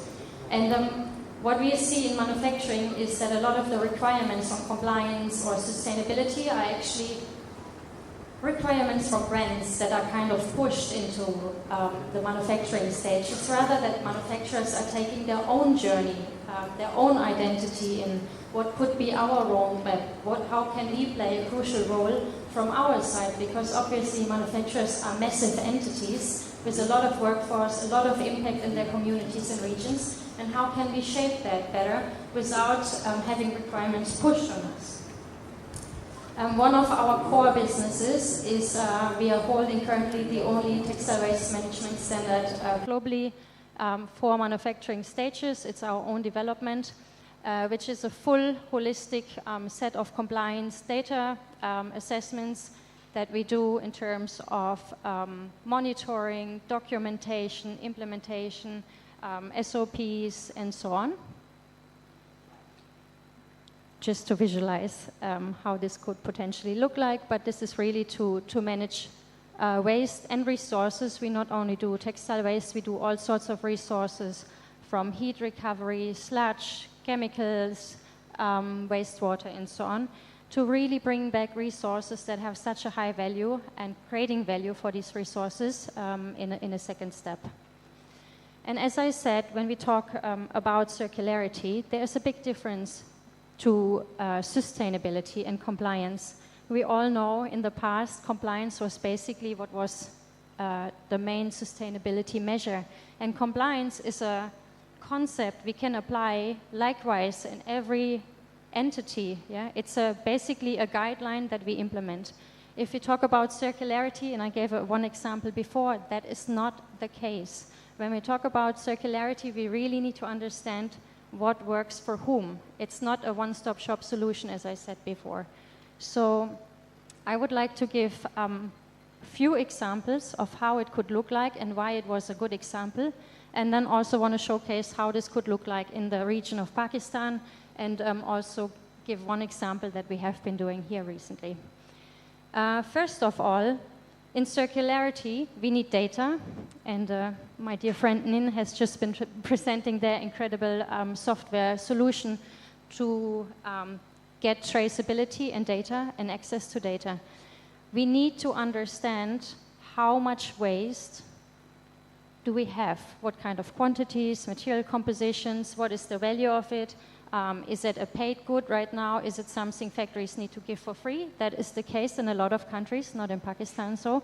Or do they even have to pay the waste handlers to take it? And so on. Just looking really into assessing the real scenario in each region, in each country. When is waste a business case? And this is one of the projects we did together with Reverse Resources in Asia Pacific Rayon, a very big cellulose producer, and for them to establish a recycling plant. And obviously, if you want to establish recycling large scale, you need to understand, do I have enough raw material? Is that secured? Where is it coming from? Is that covered in my country? Do I need to import? For this, we need to make data and waste flows accessible. Then the second step is, now we know there is maybe enough waste in the composition that I need as a recycler in my country, or maybe I need to import. What we need to do is to implement waste management practice in the factories to ensure that the waste comes out of the facility in a monitored, labeled, compliance, traceable way. This is an example of a project we recently did on behalf of GIZ in Cambodia, where we introduced waste management standards in 21 factories to make that waste accessible for the local recyclers within the Cambodian industry. And once we have been establishing data and information and awareness on waste flows, we have established waste management practices in the factories. What comes next to build a circular supply chain or circularity is collaboration. We need to create partnerships, and we all know in a vertically integrated setup or in a vertical setup right now, we work usually with the tiers before us and the tiers after us. In circularity, we have to form completely new partnerships. We have to work with tiers we have not been working with before. We maybe need to introduce interims partners or sort of circular solution providers, and to really establish these kind of networks. This is an example we just launched last week in Indonesia, a Circular Fashion Partnership Program, which is basically a very big collaboration, kindly financed by the H&M Foundation, bringing together a lot of brands, a lot of recyclers, waste handlers, manufacturers, to establish these kind of circular supply chains within the Indonesian textile industry. And these are targets that we're aiming for right now. I would say the minimum targets to achieve within the project framework. So once again, just to show these examples, we have awareness on the waste flows, we have implemented waste management practices, we have created collaborations. And what is the next steps when we want to build circular supply chains? This is another project of us as an example to show you. We have to reintroduce this high value waste back into products. And big opportunity, we're going to talk about this in a second, for Pakistan. Here we did a project of collecting textile waste from polyester and bringing it back as a trademarked fiber, registered as Hekoprimo in Indonesia, which is made from textile to textile waste recycling. That means we really need to find opportunities how to bring that back into a product with the highest possible value. Here you can see a little bit like the setup. And as we all know right now, especially in polyester recycling, if it is not chemical recycling, to achieve the quality, we still need to substitute with PET bottle chips. So that's also the case within this fiber. Building resilience through circular supply chains. I have been here in Pakistan during the time of the flooding. I think it's 2 years by now, if I remember correctly. And I think that it was a really shocking moment with a lot of people being forcibly displaced. And we all know that especially Pakistan and the region here with India, Bangladesh is one of the most, or is going to be one of the most impacted by climate change. And I think all of us who live or work here in that region, we have been experienced the past few years much higher temperatures, different kind of seasons, shifting in seasons, floods, droughts, and so on. And we see the changes. A little bit earlier this year, when we had this period of several weeks with very high temperatures, there was a very quick study made that was indicating that the efficiency level in manufacturing stages immensely decreased due to the heat, and people were not able to work effectively. So we see a big risk coming towards the region. And what can we do? Obviously, we don't have the impact to change the climate or change climate change or these impacts that are going to come from one day to another. But all of us can look into the opportunities that maybe our entities have to also safeguard and risk-proof our entities for the future. Right now in Pakistan, there is a vertically integrated supply chain, and I would like to really open the mindset for changing that to circular integrated supply chains, which is a word I would rather like to see being used and being applied. Right now, a vertically integrated supply chain is obviously a linear supply chain. And to really change the structure within Pakistan, which is possible because all production stages are here, to help shifting towards a fully circular integrated supply chain. Pakistan has very high potential for introducing circularity measures on a large scale and to be one of the forefront players within a circular solution provider, a circularity provider to brands. We heard it before, there's a lot of new regulations coming in from the European Union, the US. So if you work in export, if you have products that are shipped over, obviously we need to look into being able to supply these products with recycled content. At this stage, and we heard it before in the presentation, there is not enough recycled content available to supply to these new requirements that are coming up. So also a massive opportunity to increase recycling and especially to go into a higher value textile to textile recycling. There's a lot of cotton and cotton-rich materials, which has a very high value for recycling in Pakistan. As I said, the vertically integrated setup is something very unique. You should really be aware of the uniqueness of the textile industry set up in Pakistan. We work in countries, for example, like Bangladesh, Cambodia, Morocco, where mainly the garment manufacturing stages are, where a lot of fast fashion brands produce. First of all, the whole textile waste is a lot of fiber blends that are very difficult to recycle, and then there are no lower tiers in the country. So even if you would collect the waste and recycle it, you always need to ship it out of the country to further process. Whereas here you can fully build localized supply chains and really keep the opportunity and the business case within the country. think I covered most of this right now already, but yeah, really to shift from vertically integrated to a circular integrated supply chain, seeing the opportunities that this brings for Pakistan, really uniting with others collaboratively is something that I would love to continue the conversation on. And just because I think I have only very short left, to introduce one pilot project we recently did, which was financed by the German Ministry and co-financed by Nissan in Karachi, which is looking into humanitarian aid products. Specifically, we have been looking into blankets and how to bring circularity into the blankets that are used in refugee camp. We started that project during the flooding time in response to the needs of suddenly having to supply 30 million people in Pakistan being dislocated with blankets and tents. Project partners, some of them are also here in the room today. It was, as I said, funded by German Ministry, so DIG. We are the implementing partner with Global Fashion. We've been working together with the United Nations Refugee Agency and manufacturing partners with Nissan, Gatron, Mundia, and Pinnacles. We have Gatron in the room today. And just to very quickly indicate how this has been looking like in just 1 minute. First of all, I want to share very proudly that this project was awarded with the Sustainable Initiative of the Year last year as some best practice example of how collaboratively a localized supply chain for circularity can be embedded.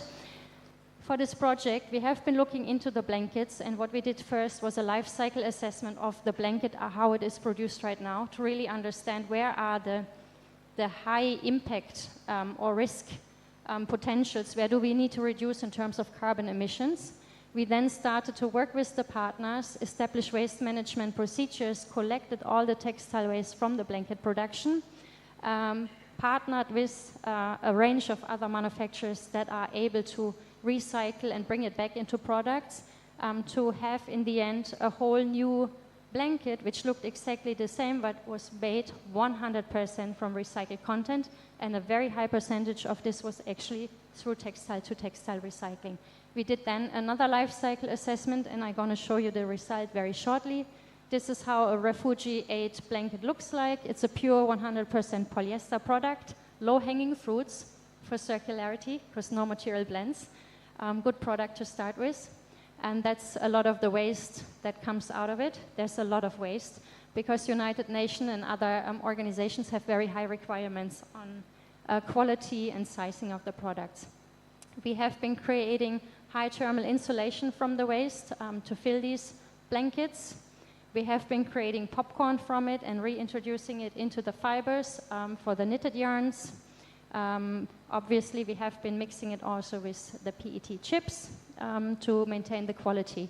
This has been a 2-year project to really establish everything, and as outcome, you can see here, we managed to reduce the carbon footprint of this product by 60%. And this is something we can all achieve jointly if we build collaborative circular supply chains, looking individually into products and how we can shift their impact on the environment. We also shifting now into tents, and if anyone is here who works in packaging, canvas, any kind of materials that go into tent production, also very happy to connect, as we just launched that project that will be running over the next 12 months, and happy to onboard any other manufacturers into it. Thank you very much for your attention. Danke, Marina, by providing the new information and the localized examples, how we can collaboratively build the localized supply chains. Danke. Now I would like to call our today's session last speaker, Mr. Sohail Ali Naqvi from WWF Pakistan. His topic of presentation is circular practices in textiles and WWF initiatives. Bismillahirrahmanirrahim. Thank you very much, ladies and gentlemen. It's an honor to be here again and presenting on the topic of the circularity, recycling, sustainability, close the loop, etc. Okay, I'll try to be bilingual because some of the guests are from out of the country, so we wanted to convey our message to them and learn from them as well. اگر آپ یہ picture دیکھیں being a conservation organization ایک طرف تو ہم کہہ رہے ہیں کہ the population of the world is increasing 8 billion people now we are, but if we talk about the biodiversity and resources, it's declining and all are interconnected. What is the reason for that? There are multiple reasons کہ جس میں ہم نے اس چیز کو ignore کر دیا 1970s سے. being a conservation organization WWF نے اس کے اوپر کام کیا اینڈ وی کیم اپ کہ جی مور دین 80% ہماری جو اسپیسیز ہیں اس دنیا کے اندر جو مختلف آبی حیات ہے جنگلات میں اور دوسری ہماری جو زمین کے اوپر land all are deteriorating. One of the reason is کہ ہم نے اربنائزیشن انڈسٹریلائزیشن اور اس طرح کے کام شروع کر دیے. Cotton is one of the subject. I will be just switching quickly on that. اگر آپ دیکھیں کہ پاکستان کے اندر how we are working being the conservation organisation we do have a big network at the global level as well as here in Pakistan having existence in more than 30 offices working on the 6 programs which I mentioned in the last slide. 6 major programs ہیں جس کے اوپر ہم کام کر رہے ہیں. دنیا میں آپ کہیں پہ بھی چلے جائیں WWF اسی طرح سے ہی جو ہے ان کی اسٹریٹجی اور پروگرام پہ کام کر رہے ہیں. I am leading the fresh water and the industrial footprint program کہ پانی اور جو انڈسٹری کا ہمارا جو فٹ پرنٹ ہے اس کو اوپر ہم کس طرح سے کام کر رہے ہیں. اچھا climate change is a reality for a country like Pakistan. ہمارے لیے یہ بڑا چیلنج ہے. پہلے لوگ بات کرتے تھے کہ جی آج سے کچھ سال پہلے امریکہ نے کہا کہ جی ہم اس کو نہیں مانتے. There were multiple reasons political whatever ایور. 2 weeks back I was in the New York climate week. I presented there at the several forums. اور وہی میں اسی لیے گیا تھا وہاں پہ نیو یارک کلائمیٹ ویک کہ دیکھیں تو صحیح ایک طرف تو یہ قوم جو ہے یا یہ نیشن نگیٹ کر رہی تھی کہ نہیں جی یہ سارا ڈرامہ ہے, لیکن اب they realized on that and what's going on there. So I went there, presented in different sessions اور بات وہی ہو رہی تھی businesses, sustainability, people, planet, profit, etc. اسی کی گردی ان 3 P's کی گردی بات گھومتی رہی. بٹ اگر پاکستان کے کانٹیکس میں ہم پاکستان کے کانٹیکس میں ہم بات کریں تو ہمارے لیے جو کلائمیٹ چینج ہے یا یہ جو سپر فلڈز ہیں یہ کوئی نئی ٹرمینالوجی نہیں ہے. Every year we have to face the floods. اور the thing is کہ اب اس کی intensity, frequency یہ بڑھ گئی ہے due to the climate change. Multiple اس کے اوپر we can debate کہ جی پاکستان کی emission کاربن کے اندر less than 1% ہے, لیکن جناب ہمیں ہی کیوں؟ Because we are blessed with a lot of resources. بہت زیادہ resources کا ہونا اور اس کی ناشکری کرنا بھی sometimes آپ کے اوپر آ جاتا ہے. ہمارے ساتھ کچھ اس طرح کا معاملہ ہوا کہ ہمارے پاس mountainous region 43 kilometre long range of the mountains ہیں ہمارے پاس, more than 5000 metre. The people from the Europe here they will be having I think 5000 metre the highest mountain region in your countries, that's it. But we are having the K2 more than 8000 metre. 5000 سے اوپر تو ہمارے پاس کو 20-25 تو ویسے ہی ہمیں جب ہم جا رہے ہوں گلگت میں نظر آ رہے ہو تو یار یہ والی ہیں. سو بہت زیادہ ریسورسز ہیں. اس کی وجہ سے واٹر فلوز ڈاؤن, ہمارے پاس اربن فلڈنگ ایک ایشو بن جاتا ہے, ریورائن فلڈنگ ہے, ہل ٹورنٹس ہیں. اچھا اس کا کنیکشن ہمارے ریسورسز کے ساتھ ہے. Being an agrarian country we mostly depend on our resources. Agriculture is one of those and cotton is one of the major cash crop. اچھا جب کاٹن کی بات کرتے ہیں جس طرح سے the colleague before me she mention very well کہ in 2022 we face the super flood and unfortunately the experts are saying before 2030 we are expecting another super flood. اللہ کرے کہ وہ نہ آئے, بٹ the facts are کہ we need to come up with a mitigation and adaptation plan. Said that textile Pakistan کے اندر one of those subject جس کی entire supply chain پاکستان میں موجود ہے. We are one of those lucky people. میں نے بات کی کہ 8 ارب لوگ ہیں, سب نے کپڑے پہننے ہیں, اسی لیے ٹیکسٹائل یہ لائف ٹائم بزنس ہے. یہ ایک بات تو یہ سچ ہے, خوشخبری ہے ہمارے لیے. Now the second thing is the resources which we have, how to manage those.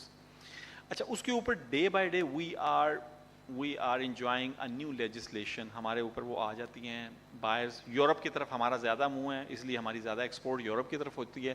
اور یورپ کے اندر جو ڈفرینٹ ہیں وہ لیجسلیشن ہے جس میں ابھی کچھ مارننگ میں ڈسکشن ہوئی. I just touch base some of those as well کہ what is the EU strategy for the sustainable and circular textile, کہ EU اس کو کیسے دیکھتا ہے. انہوں نے جرمن گرین ڈیل آئی, اس کے بعد यूरोपीय यूनियन ने जो है उसको फर्दर एक्सपेंड किया, corporate sustainability due diligence directive आ गए, वेस्ट के ऊपर आ गया, ग्रीन वॉशिंग के ऊपर.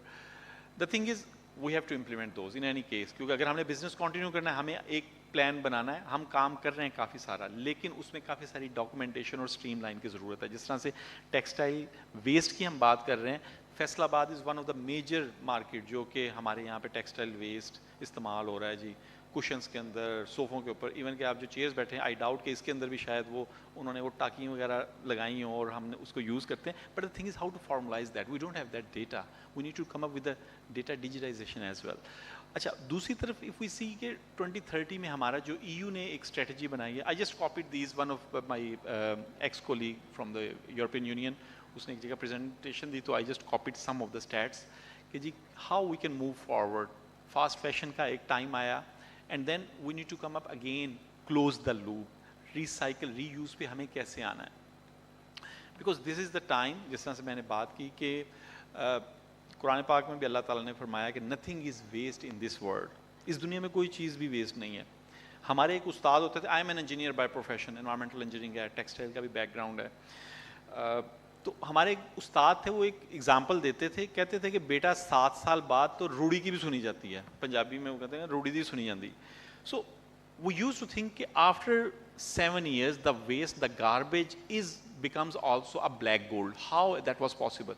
Actually what happens, there is some anaerobic process, methane gas is extracted, methane gas is into the atmosphere. वहाँ से methane gas निकलती थी जो हम घरों में इस्तेमाल करते हैं, बायोगैस है, उसको आप दोबारा इस्तेमाल कर सकते थे.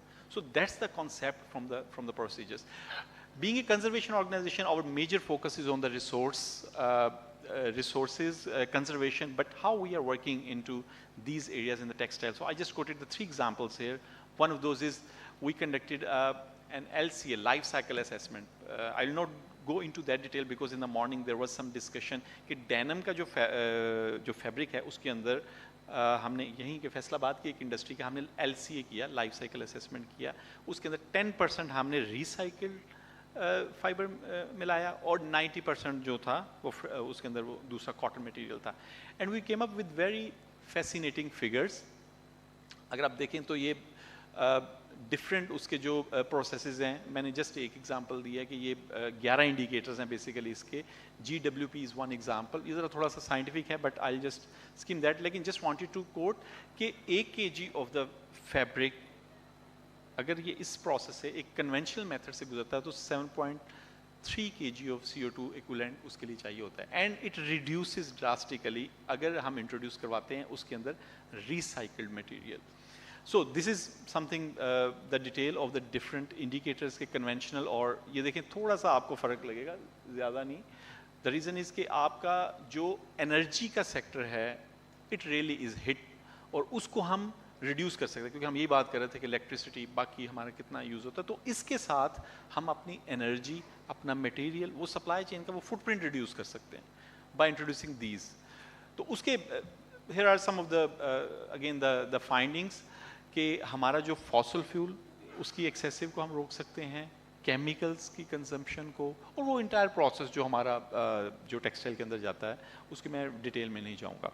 अच्छा, सेकेंड थिंग, क्योंकि हमने बात की पानी के ऊपर, so we did a study right now recently, अभी it's going to be published, कि वेस्ट वाटर को हम कैसे रीयूज़ कर सकते हैं. Unfortunately, a country like Pakistan, we don't have a wastewater recycling policy or the recycling policy for the water. National water policy या different जगहों पे लिखा होता है, but the people told, the experts said, water is considered one of the most expensive chemical in the textile industry. आप सारे इस चीज़ को बेहतर समझते हैं मुझसे कि 400 से ज़्यादा केमिकल यूज़ होते हैं, लेकिन वाटर के साथ ही सोल्यूशन बनेगा जी. वो पुराना हमारा तरीका था, लेकिन अब तो CPLC सिस्टम आ गया, but still water is one of the major material. So we need to recycle that. उसके लिए क्या है, हमने ये 8 कराची की इंडस्ट्रीज ली. Why Karachi? Because Karachi is one of the most intensive sector in the water. उन इंडस्ट्रीज़ का डेटा लिया, उनको टेस्ट करवाया, उनका सारा एनालिसिस के बाद we came up with with the figure ZDHC जो कि aspirational इनके जो हैं standards हैं उसके साथ हमने compare किया with the Sindh Environmental Protection Agency उनके जो quality standards हैं उसके साथ and came up with the sum of the figures कि अगर आप उसी पानी को recycle करें तो कितना potential है, how much cost you can reduce. I think in the next slide here इसी के ऊपर है कि US डॉलर में अगर देखें तो वो काफ़ी ज़्यादा फ़र्क पड़ता है कि अगर आप जो है और हमने इसका वो रिटर्न ऑन इन्वेस्टमेंट वो सारा पे बैक पीरियड सारा वो कैलकुलेट किया in detail and came up with the figure कि ये जो 8 इंडस्ट्रीज़ हैं अगर ये लगाएं 60,000 क्यूबिक मीटर पर डे का जो टोटल पानी अगर ये रिसाइकिल करते हैं 1.1 बिलियन की इन्वेस्टमेंट है और उसके साथ 92 to 95 million on annual basis they can save. तो इसका जो वो पे बैक पीरियड बनता है अराउंड 10 years बनता है लेकिन after that you can use और ये आपके लिए फ्री हो जाएगा. ये एक क्यूमुलेटिव फिगर मैंने बताई. दूसरी अदर चीज़ जो है हमारा floating treatment. It looks like an island. This is not island. This is the sewage water, sewage waste water plus the industrial effluent that is treated by these kinds of the plants. ये निपजी के दायरा है Pakistan federal government का एक research institution है. We came up with that technology which treated the waste water जो कि हैवी मेटल्स को एब्जॉर्ब करता है और इसको हम दोबारा रीयूज़ कर सकते हैं. We did that experiment in the pure leather tannery waste water in the textile sector and we came up with very good fascinating figures के जी 80% से ज़्यादा जो है हम जो हमारा वाटर प्योरीफाई होता है और हम उसको दोबारा रिसाइकिल और रीयूज़ कर सकते हैं. हमें ये फिगर्स बड़ी नॉर्मल लगती हैं but if we come up with the figures जिस तरह से ये this is the last slide of mine कि एक EU फंडेड प्रोजेक्ट था और इसी को ही हमने जहन में रखा कि सस्टेनेबल प्रैक्टिसेस रिसाइकलिंग रीयूज़ को प्रमोट करें. How we can promote the business case क्योंकि businesses communities know the figures very well.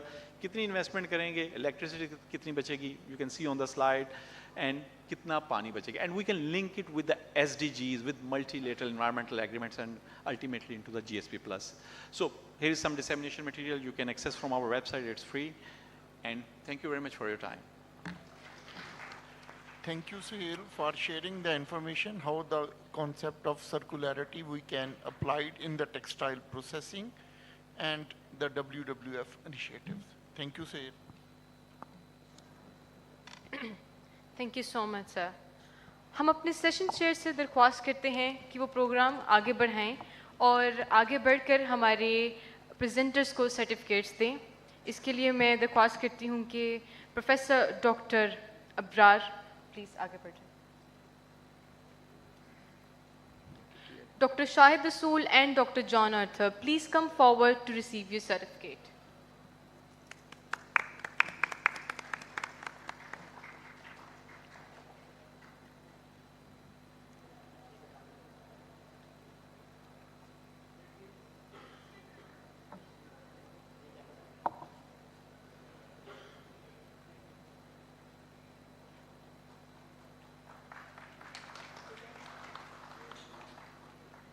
Ms. Nin Castle from Reverse Resources, Spain.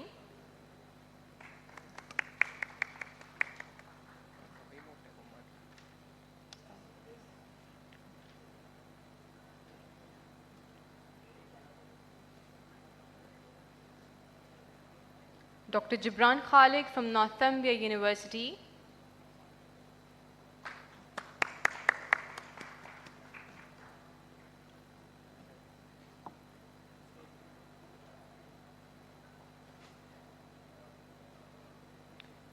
Ms. Marina Schabon from Closed Loop, Germany.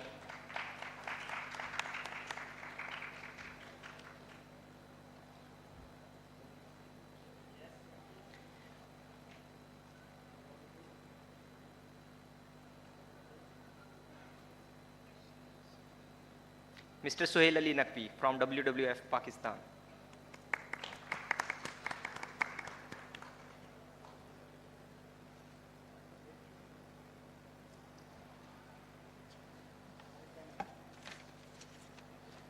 Now, I would request Mr. Vanessa Merline from Pure Loop to please present souvenir to our respected session chair, Professor Dr. Muhammad Abrar. Sir, please come on stage.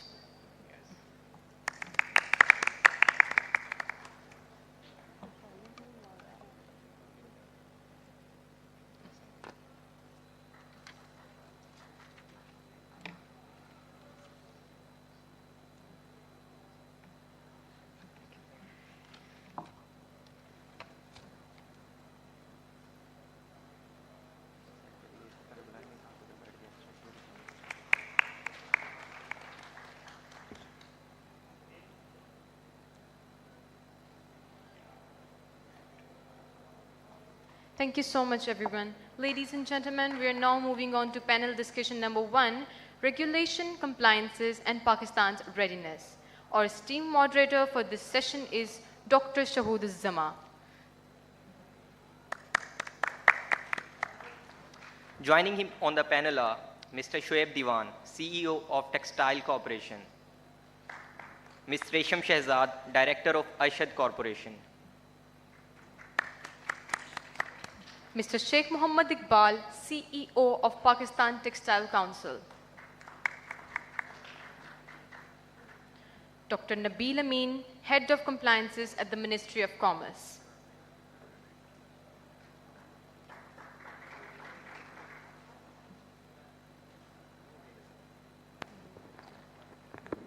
And now we hand over this session to our moderator, Dr. Shahood Zama. Okay, ठीक है. अस्सलाम वालेकुम.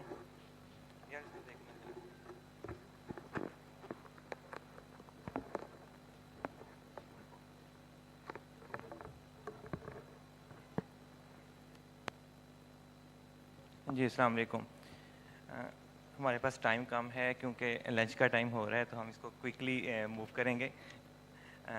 आज की जो हमारी discussion है वो है रेगुलेशंस और कंप्लाइंसेस जो टेक्सटाइल सर्कुलरिटी के अंदर है, और उसमें पाकिस्तान की क्या रेडीनेस है.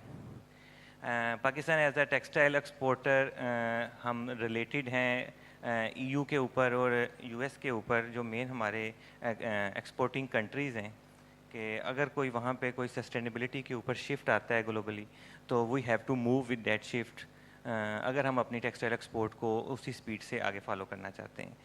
तो नॉर्मली जो करंट सिचुएशन है उसमें जो सस्टेनेबिलिटी की एक शिफ्ट आ रहा है, जिसमें रिसाइकलिंग, रीयूज़, रीपर्पस, रीफर्बिश, ये सब चीज़ें जो सी हैं उसमें उसके स्टैंडर्ड्स बन रहे हैं, उसकी डेवलपमेंट हो रही है, उसकी प्रोग्रेस हो रही है, और इसके साथ साथ डिफरेंट अपडेट्स आ रही हैं, जिस तरह EPR है, एक्सटेंडेड प्रोड्यूसर रिस्पॉन्सिबिलिटी, उसका क्या इम्पैक्ट है पाकिस्तान के ऊपर. अगर पाकिस्तान टेक्सटाइल प्रोडक्शन दे रहा है, टेक्सटाइल को एक्सपोर्ट कर रहा है, तो EPR से हम कैसे इम्पैक्ट होंगे, हमारी क्या उसमें रेडीनेस है इस टाइम. इसी तरह CBAM है जो कार्बन बॉर्डर एडजस्टमेंट मेकनिज़म, उसका हमारे साथ क्या रिलेशन है, हम उसके लिए कितना इस टाइम अवेयर हैं. इस तरह डिफरेंट लेजिस्लेशंस हैं जो आ रही हैं, जिसमें नेट ज़ीरो है, इस तरह की बेतहाशा इको डिज़ाइन है. इसके ऊपर हम थोड़ी सी आज डिस्कशन करेंगे. हमारे साथ मौजूद हैं हमारे पैनलिस्ट, जिसमें सबसे पहले हैं miss Resham Shahzad, director Arshad corporation, mister Shoaib Diwan sahab हैं CEO टेक्सटाइल कॉरपोरेशन. उसके बाद मिस्टर इकबाल शेख साहब हैं पाकिस्तान टेक्सटाइल कौंसिल को रिप्रेजेंट कर रहे हैं. डॉक्टर नबील अमीन साहब हैं जो head of compliances ministry of commerce को देख रहे हैं. तो I will start with mister Shoaib Diwan. आप टेक्सटाइल रिसाइकलिंग से रिलेटेड हैं, तो जो करंट इस टाइम शिफ्टिंग आ रही है सस्टेनेबिलिटी और रिसाइकलिंग और सर्कुलर मॉडल के ऊपर, आप उसको कैसे देखते हैं एज अ ओवरव्यू कि पाकिस्तान इसमें इस टाइम कहाँ पे फाल कर रहा है? Thank you for the question.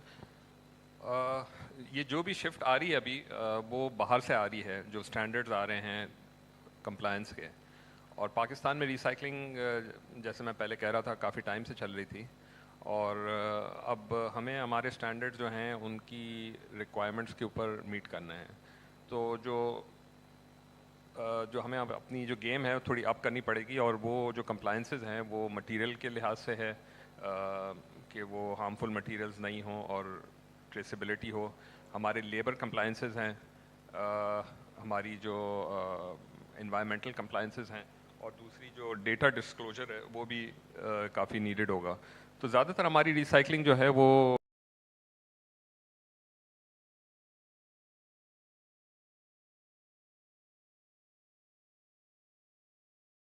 Companies हैं, तो से मैच कर लिया है. So I think Pakistan is a lot of work needs to be done, especially for the traditional recyclers. The people who are already working with brand, the vertically integrated units have already set themselves up for this compliance. We need to look at other countries like Turkey, which has done a very fantastic job because वो Europe से बड़ा attached है और उसका एक model लेके अगर हम आगे चलें तो मेरा ख्याल में it would be great for Pakistan also. And thank you very much. I will move towards Ms. Resham. You are related with one of the renowned textile industry. आप टेक्सटाइल होम टेक्सटाइल को basically deal कर रही हैं, तो ये जो material और labour और इससे रिलेटेड रेगुलेशंस हैं, इसमें आप क्या देखते हैं कि जो हमारी टेक्सटाइल एक्सपोर्ट है वो कैसे इम्पेक्ट हो सकती है इससे? Thank you so much. As Mr. Shoaib just mentioned, whatever the push for sustainability and recycling is coming from abroad, majority, or we as suppliers and producers have to react to that demand. As of now in home textile industry, we are being asked for recycling standards and recycled material in our products. उसमें traceability भी आ जाती है, आपका GRS है, फिर organic fibres की requirements आ रही हैं जिसमें गॉट्स है, इवन अगर उसकी भी नहीं है बट BCI कॉटन की भी काफ़ी डिमांड चल रही है. साथ ही साथ we are also, although it's not something new, but we have been asked by customers regarding cyclopolyester जो है, because cyclopolyester is something that is biodegradable. तो उस तरह natural fibers में we are seeing a lot of interest from customers abroad.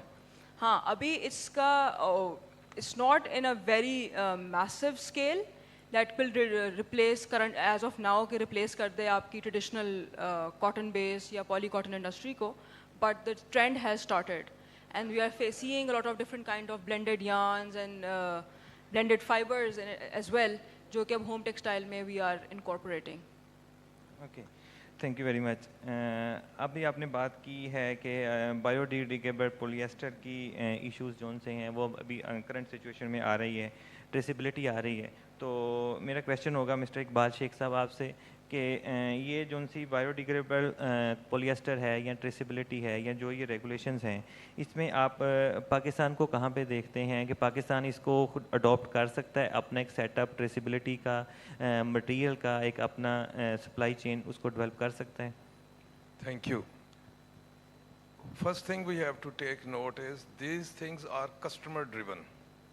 It's not some government started, so whatever the customer says we have to do that.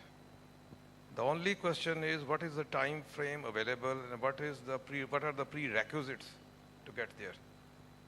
Whether we can do within the time that has been prescribed by the Europeans, by the EU, and what does it take. If you look at Pakistan's leading textile exporters, they set out to sell maybe denim trousers, but they ended up setting up their weaving units. Then they ended up setting their spinning units. You know, many of the leading exporters have now their own cotton farms. And many of them have recycling sections within their. What has happened is, over this entire time, entire business model has shifted. And those who have the resources and who have the foresight, which of course are the big ones, so they are complying. My fear is there's Pakistan will comply, but there will be a gulf between the textile haves and textile have-nots. Yeah. What are we going to do? There's only so much which Artistic Millionaire Orchard Corporation can do in-house. Their specialty, their knowledge is in one, but they have to capture the entire value chain. And therefore, Walter has now growing cotton. Second Life, Artistic, everybody, all those guys went to the. So private sector is responding to their customers, asking them. We see the government, I don't think anywhere near this entire thing. Actually, there is a bias against exporters in Pakistan. We can talk about that later. So yes, we will do that. And again, the very important thing is, though it has started with the EU, and I have been kind of beating this drum all along, it is going to cross the Atlantic. The Americans are going to cross the Pacific. The Japanese and even the Chinese are going to ask for it one day. So it is how soon we can up our game. Leaders will do it, but for the rest of the thing, and there are other ancillary issues. For example, if the Europeans start retaining these products that we export to them or Bangladeshis export to them, and they do not come back to us, they refurbish them there, mend them there. There's so much part of large swathes of Pakistan depend on second-hand clothing for their own clothing, because they cannot afford new sweaters or new jackets. First of all, they're not manufactured in Pakistan. So we not only have to see what our customer is talking about, what our local base is going to go through this thing. Once these chains are disrupted, Pakistan is already one of the largest importers of clothing. We are one of the largest exporter of clothing also, importer and exporter on that count. But the way things are changing, the way some knowledgeable parties are, the rest of the economy, I'm really worried about. So I will go to the government representative, शिकवा जवाब शिकवा कि आपने शिकवा किया है, तो अब हम जवाब शिकवा लेते हैं कि एज अ गवर्नमेंट रिप्रेजेंटेटिव कि आप क्या देखते हैं कि अगर ये कस्टमर ड्रिवन है तो ऑफ कोर्स हम टेक्सटाइल एक्सपोर्टर्स हैं, हम इसमें कैसे अपनी अपॉर्चुनिटी को ढूंढ सकते हैं? Thank you very much. Rightly said that we are always responding to the customers, and of course when you have to sell something and if somebody is asking from you to abide by the rules and standards, so you have to follow that. But on the other side, yes, government, I agree with them on certain points, but when you go into the corridors of the government and you see different things, there are certainly different other priorities which are coming up, like we are working on GSP Plus, there are certain other things going on. Yes, big players, they have got financial muscle, they are well equipped, and they're working on it. But one of the things is that there are fragmented kind of efforts which already government is doing. For example, if I talk about compliances, there was Ministry of Science and Technology. They were already working since 3 years on compliances, and they have been giving, they have been refunding all that money for your compliance certifications and everything. But what happens is it just goes for certain time period, and it stops. There is not a closed loop kind of sustainable system that is going to work out. So with having this kind of center which has been developed, and it's a very good initiative anyway. So what we are trying to do is we will be closing the loop, and we'll try to make sure that the things, they happen, and it's a long sustainable kind of activity for the compliances. Of course, yes, you have to pull your supply chains.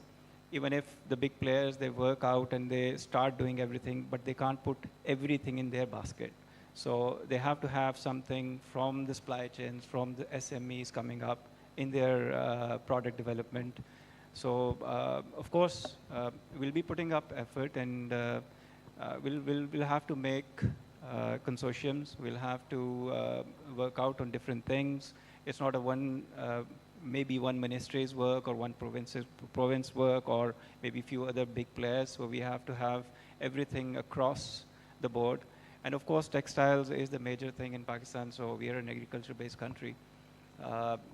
One of the major important things, like we have been compiling a report, the other wing, for the GSP Plus recently. Many things are happening. Many good things have happened. Like NTU have done, there is some NGOs are working on, there are some other bodies are working, funding agencies are working, but we are not highlighting them. We need to highlight. We need to have something, either somebody should take that initiative, maybe from an organization, maybe from an association, so that we can portray our good picture to the, to the buyer, to the buyers and to the brands, so that they can realize. And what we can do is, anything comes from outside, from Europe or from United States or other markets, we need to, we need to create a path for our SMEs. We cannot implement it 100%.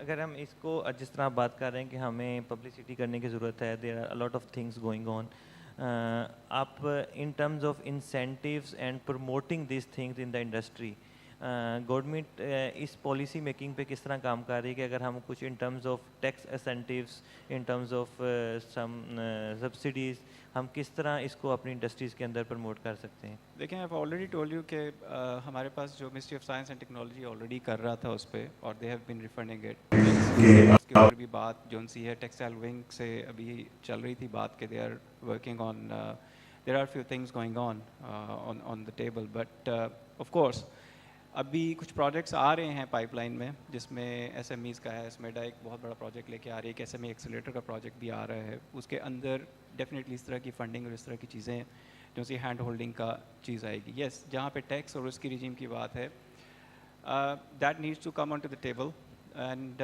Things are moving on, and I think we'll have to segregate. लेकिन बड़ी simple सी बात है, if I talk about as a technical person, we need to set up some KPIs. It cannot happen that the government gives rebates or something and there are no KPIs from the industry side as well. So बहुत कुछ बहुत पहले भी हो चुका हुआ है, we have been part of the things, but वो KPIs meet नहीं होते, फिर जब वो उधर से results आते हैं अगर हुए भी highlight नहीं होते। So I think इसमें we'll sit together, हमारी एक आगे मीटिंग भी है इस्लामाबाद में इंशाल्लाह, और उसमें हम इसको डिसाइड करने जाएंगे कि किस तरह से हम इसको आगे लेके चलेंगे। Definitely my role would be to play, you know, to create a bridge between the government sector as well and the association so that we can help them out. And it's not only one sector, trust me. It's अभी मैं आपको बता देता हूँ, Pakistan institute of fashion design product development के लिए, उसमें sustainable product development, उसमें लेदर टेक्सटाइल, और उसके लिए अभी 30 करोड़ रुपया जो सा है वी हैव गिवन, EDF ने, बोर्ड ने उनको दिया है प्रोडक्ट डेवलपमेंट सेंटर डेवलप करने का। अभी एक NTU के लिए भी EDF की तरफ से 30 करोड़ रुपये का एक प्रोजेक्ट आया है। PCSIR के लिए 3.8 बिलियन का सर्जिकल सेक्टर के लिए एक टेस्टिंग की फैसिलिटी है, they were working on that.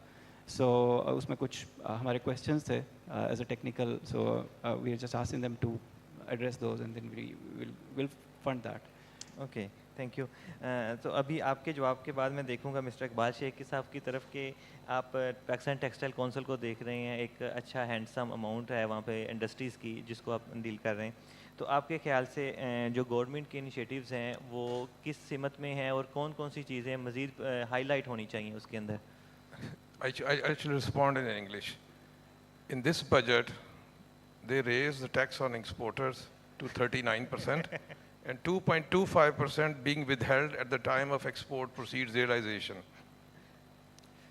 The problem is we must be very clear. The way Pakistan's textile industry is structured, this is not the way it is supposed to happen. The structure is going bad. I just told you, Surti started out to sell jeans. They ended up owning cotton farms. Now they have their own recycled things. Why there is no 1 million spindle textile spinning mill in Pakistan?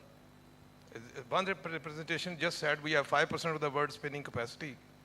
In India there are many, in China there are many, because everybody is vertically integrated. And most of it is because of the government and their taxation policies. That's a separate debate. My concern is that that's the reason that we cannot break that logjam. Best we did, I was $19.3 billion of exports during COVID. And then we are again back to $15, $16 billion. This structure is not viable.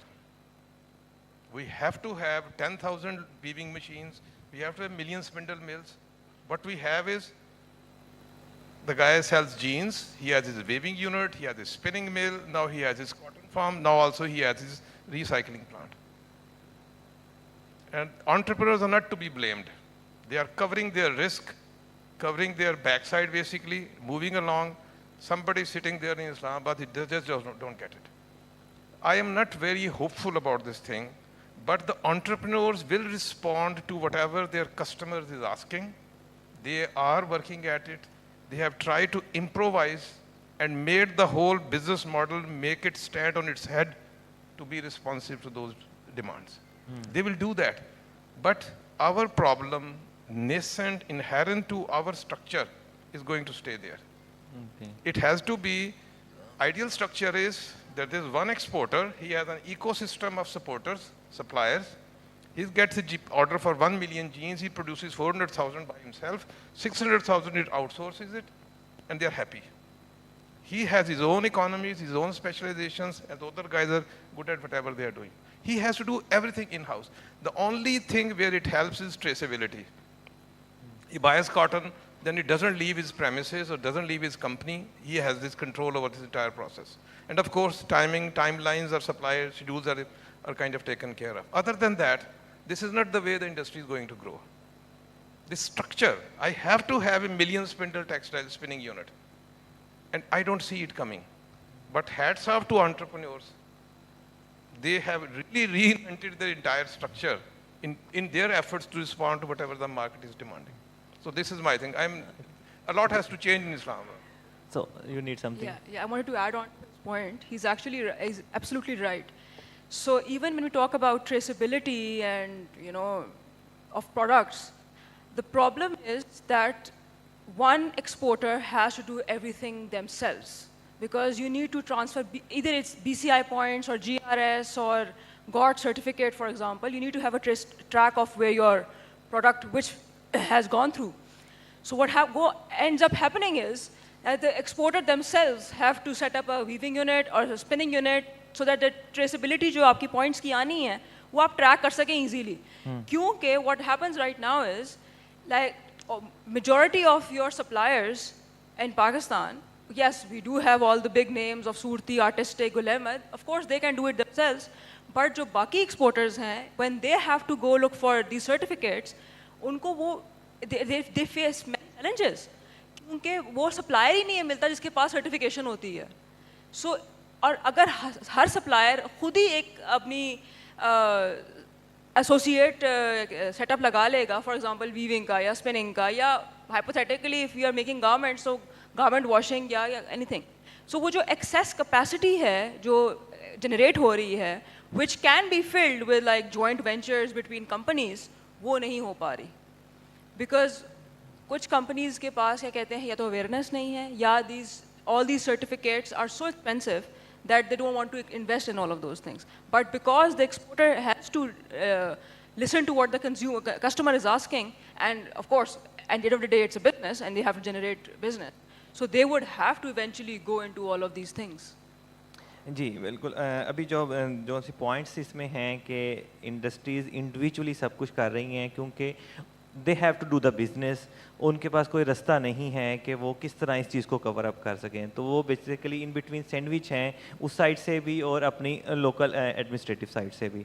तो हमारे पास जो recycling setup है इस time, क्या हम उसको upgrade नहीं कर सकते? क्या हम उसको इस लेवल पे नहीं ला सकते कि इंडस्ट्रीज़ ये सब कुछ खुद करने की बजाय जो एक्चुअली रिसाइकलर्स का काम है, the people that are train to do this recyclers, वो take the responsibility of these things and provide the necessary documentation, certifications and material are these things. Ji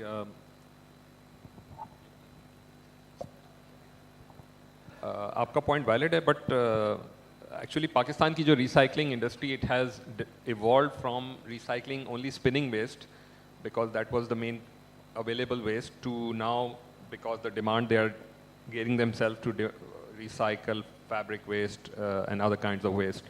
So we evolved from recycling card fly and hard waste. Now we want to recycle fabrics, and for that we need the supply chain and the sourcing and the reproducibility that we need. So Pakistan में again ये जो evolve हुआ है, तो ये Chinese machines जब आई और पाकिस्तान में खुद भी recycling machines they were being made, so sort of cottage industry sprung up and they have grown from 1 machine to 10 machines, and then these collection centers have sprung up in especially Punjab. So ये evolution है, and again as I said before, the top down, if Surti wants to a certified product, they need a GRS certified recycling. For example, I have a GRS recycled certified recycling. So even, for GRS certification, a person comes and monitors the sound volume in your factory with an instrument, So imagine that person going to, an open recycling center and doing all this. So yeah, it's difficult. And this model is whether you have a high cost and a dedicated buyer to make that investment. You know, if I make this investment in making all these compliances, I have a buyer in front of me who's buying all this and giving me a price for it.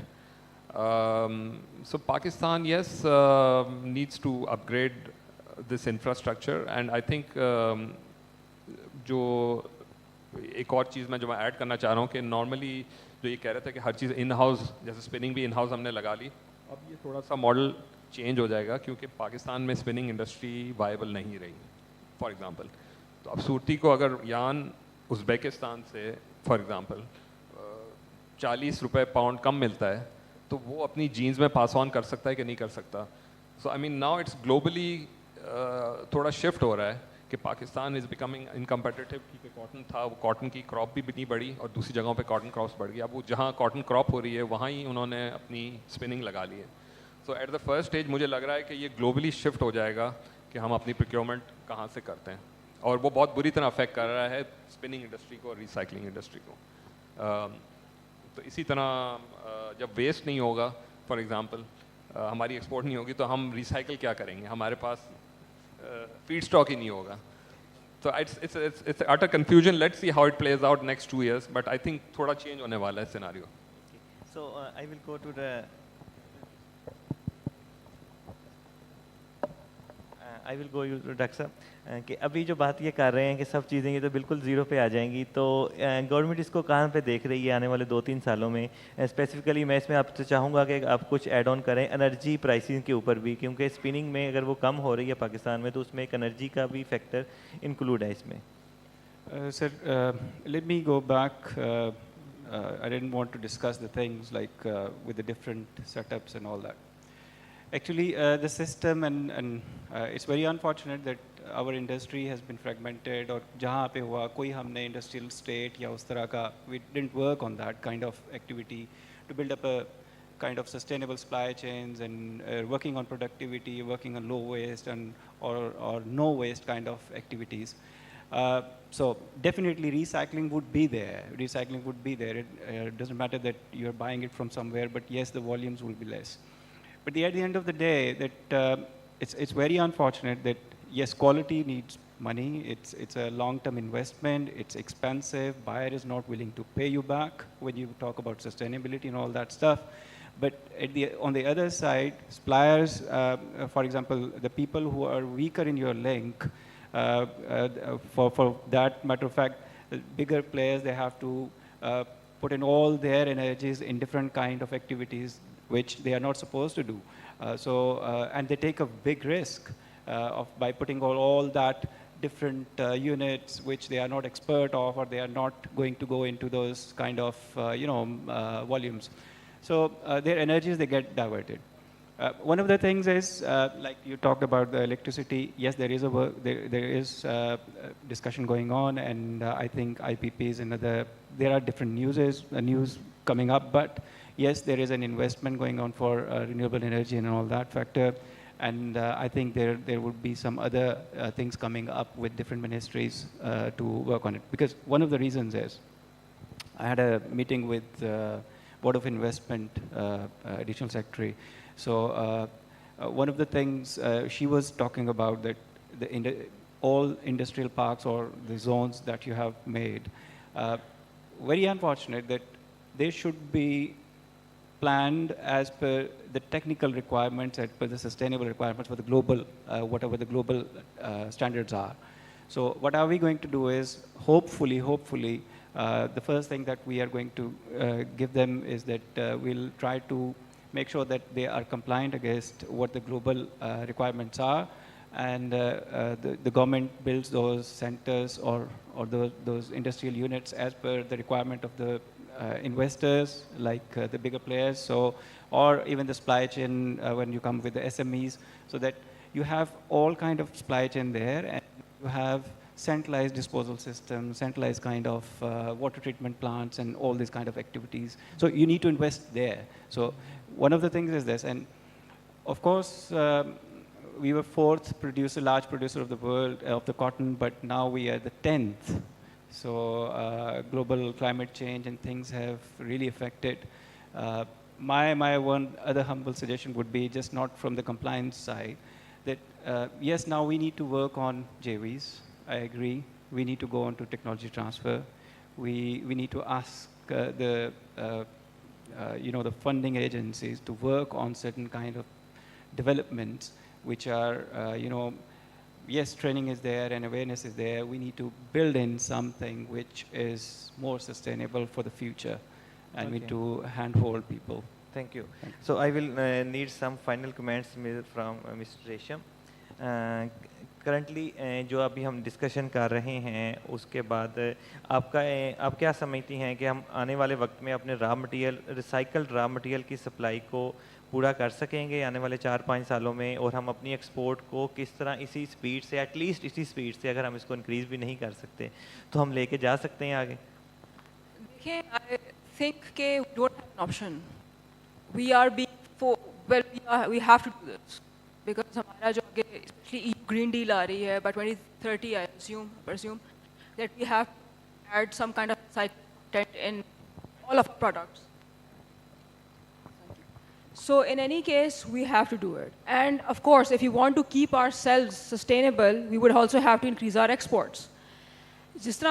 As of current scenario, we are already seeing that, yes, as Mr. Swaib mentioned, that spinning mills have shut down and cotton is coming from abroad. तो फिर इस तरह भी recycled material बाहर से आ जाएगा, लाना पड़ेगा. तो वो हमारे लिए sustainable होगा एक्सपोर्ट करना, बाहर से मटेरियल इंपोर्ट करना? That depends upon the company's financial sustainability in itself as well. कि if they can import that much, और because अगर local demand match नहीं करेगी तो कहीं से तो करना है ना आपको. Otherwise, then the industry will have to look for other things to do, because if the consumer is asking and the customer is demanding, you have to respond. Okay, thank you.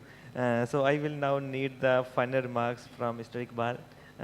अभी जो हमारी discussion सारी हुई है, आप अगर हमें कहूँ कि इसको समराइज कर दें तो आप क्या कंक्लूड करेंगे इसका? First thing is, we were happy that the initiated these changes, these new trends. And of course, when the customer says, when their parliament say, so it's the customer talking to their parliament through their other kind of representations. So there's nothing wrong with that. Customer wants it, we need to respond. Do we have the structure to respond to that? That is my problem. And that structure problem lies somewhere else. I'll just give you one example. Cotton crop has been decimated. I don't know, we have 5 million bales or 6 million bales. We don't even agree the weight of a bale. It's not in the standard use 100 kgs. It's anywhere between 150 to 165 kgs. Now, whatever is left of spinning, what did they do in this budget? They said if you buy yarn locally, you have to pay GST on that. If you import yarn, you don't have to pay GST under EFS. I don't get it. Simply point is, the entrepreneur is practically on his own. If you go to, I don't know what. If you go to Kohinoor Mills on the Peshawar Road near Islamabad, they recycle 85% of their water. The makeup water is 15%. Because it's a water stressed area to start with. On a good day, for a half an hour, they're actually carbon negative. They are generating so much solar power that at that moment in time, they actually are in surplus. And they can do much more than that. So the entrepreneur, and they are very big in the recycling. In recycling, you know, if you buy recycled polyester, it is more expensive than virgin polyester. Is the customer going to pay for that? He says, no, do it and do it within the same price point. So the entrepreneur is responding to the best of his or her abilities. But do we have an environment which is going to support us? No. That is the point. The entrepreneur will respond, they will survive. They survived for 70 odd years, they will survive more. Why did many of my members or others went to Bangladesh? They have operations there. Feroz 88 has, Surti has a presence there. Somebody. Now Interloop has a factory in China, owned through their American subsidiary. So the point simply is, entrepreneurs are responding, but the enabling environment I'm really, really afraid it's not there. That's what my concern. Thank you. Thank you very much. I think we have to close this. आज की हमारी discussion zone सी है regulations के ऊपर, hopefully इसके ऊपर हमारे पास काफ़ी हेल्पफुल डिस्कशन रही। काफ़ी सारी चीज़ें जोन सी हैं वो सामने आई, गवर्नमेंट साइड से भी, इंडस्ट्री साइड से भी, रिसाइकलिंग साइड से भी। तो thank you very much for all of you to have some spare some time, और यहाँ पे हम अपनी इस पैनल डिस्कशन को क्लोज करते हैं। Thank you.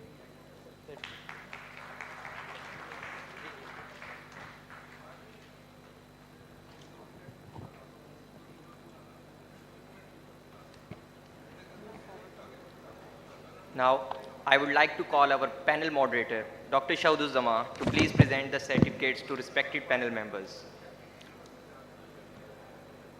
Mr. Shoaib Diwan, CEO of Textile Corporation, please move forward and receive your certificate.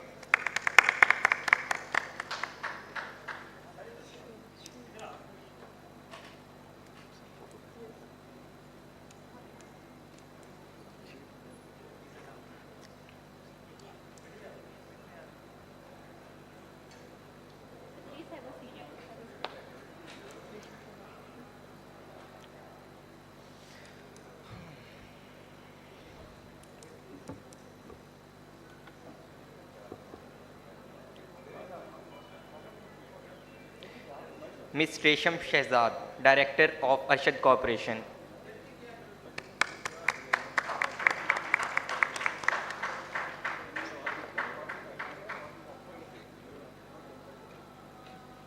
Mr. Sheikh Mohammed Iqbal, CEO of the Pakistan Textile Council.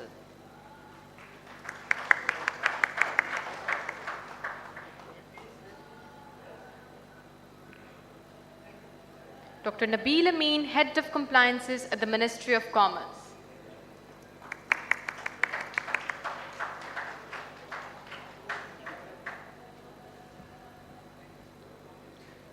Now, ladies and gentlemen, I would like to invite Ms. Nin Castle to please come on stage and present the certificate to our respected panel moderator, Dr. Shauduzama.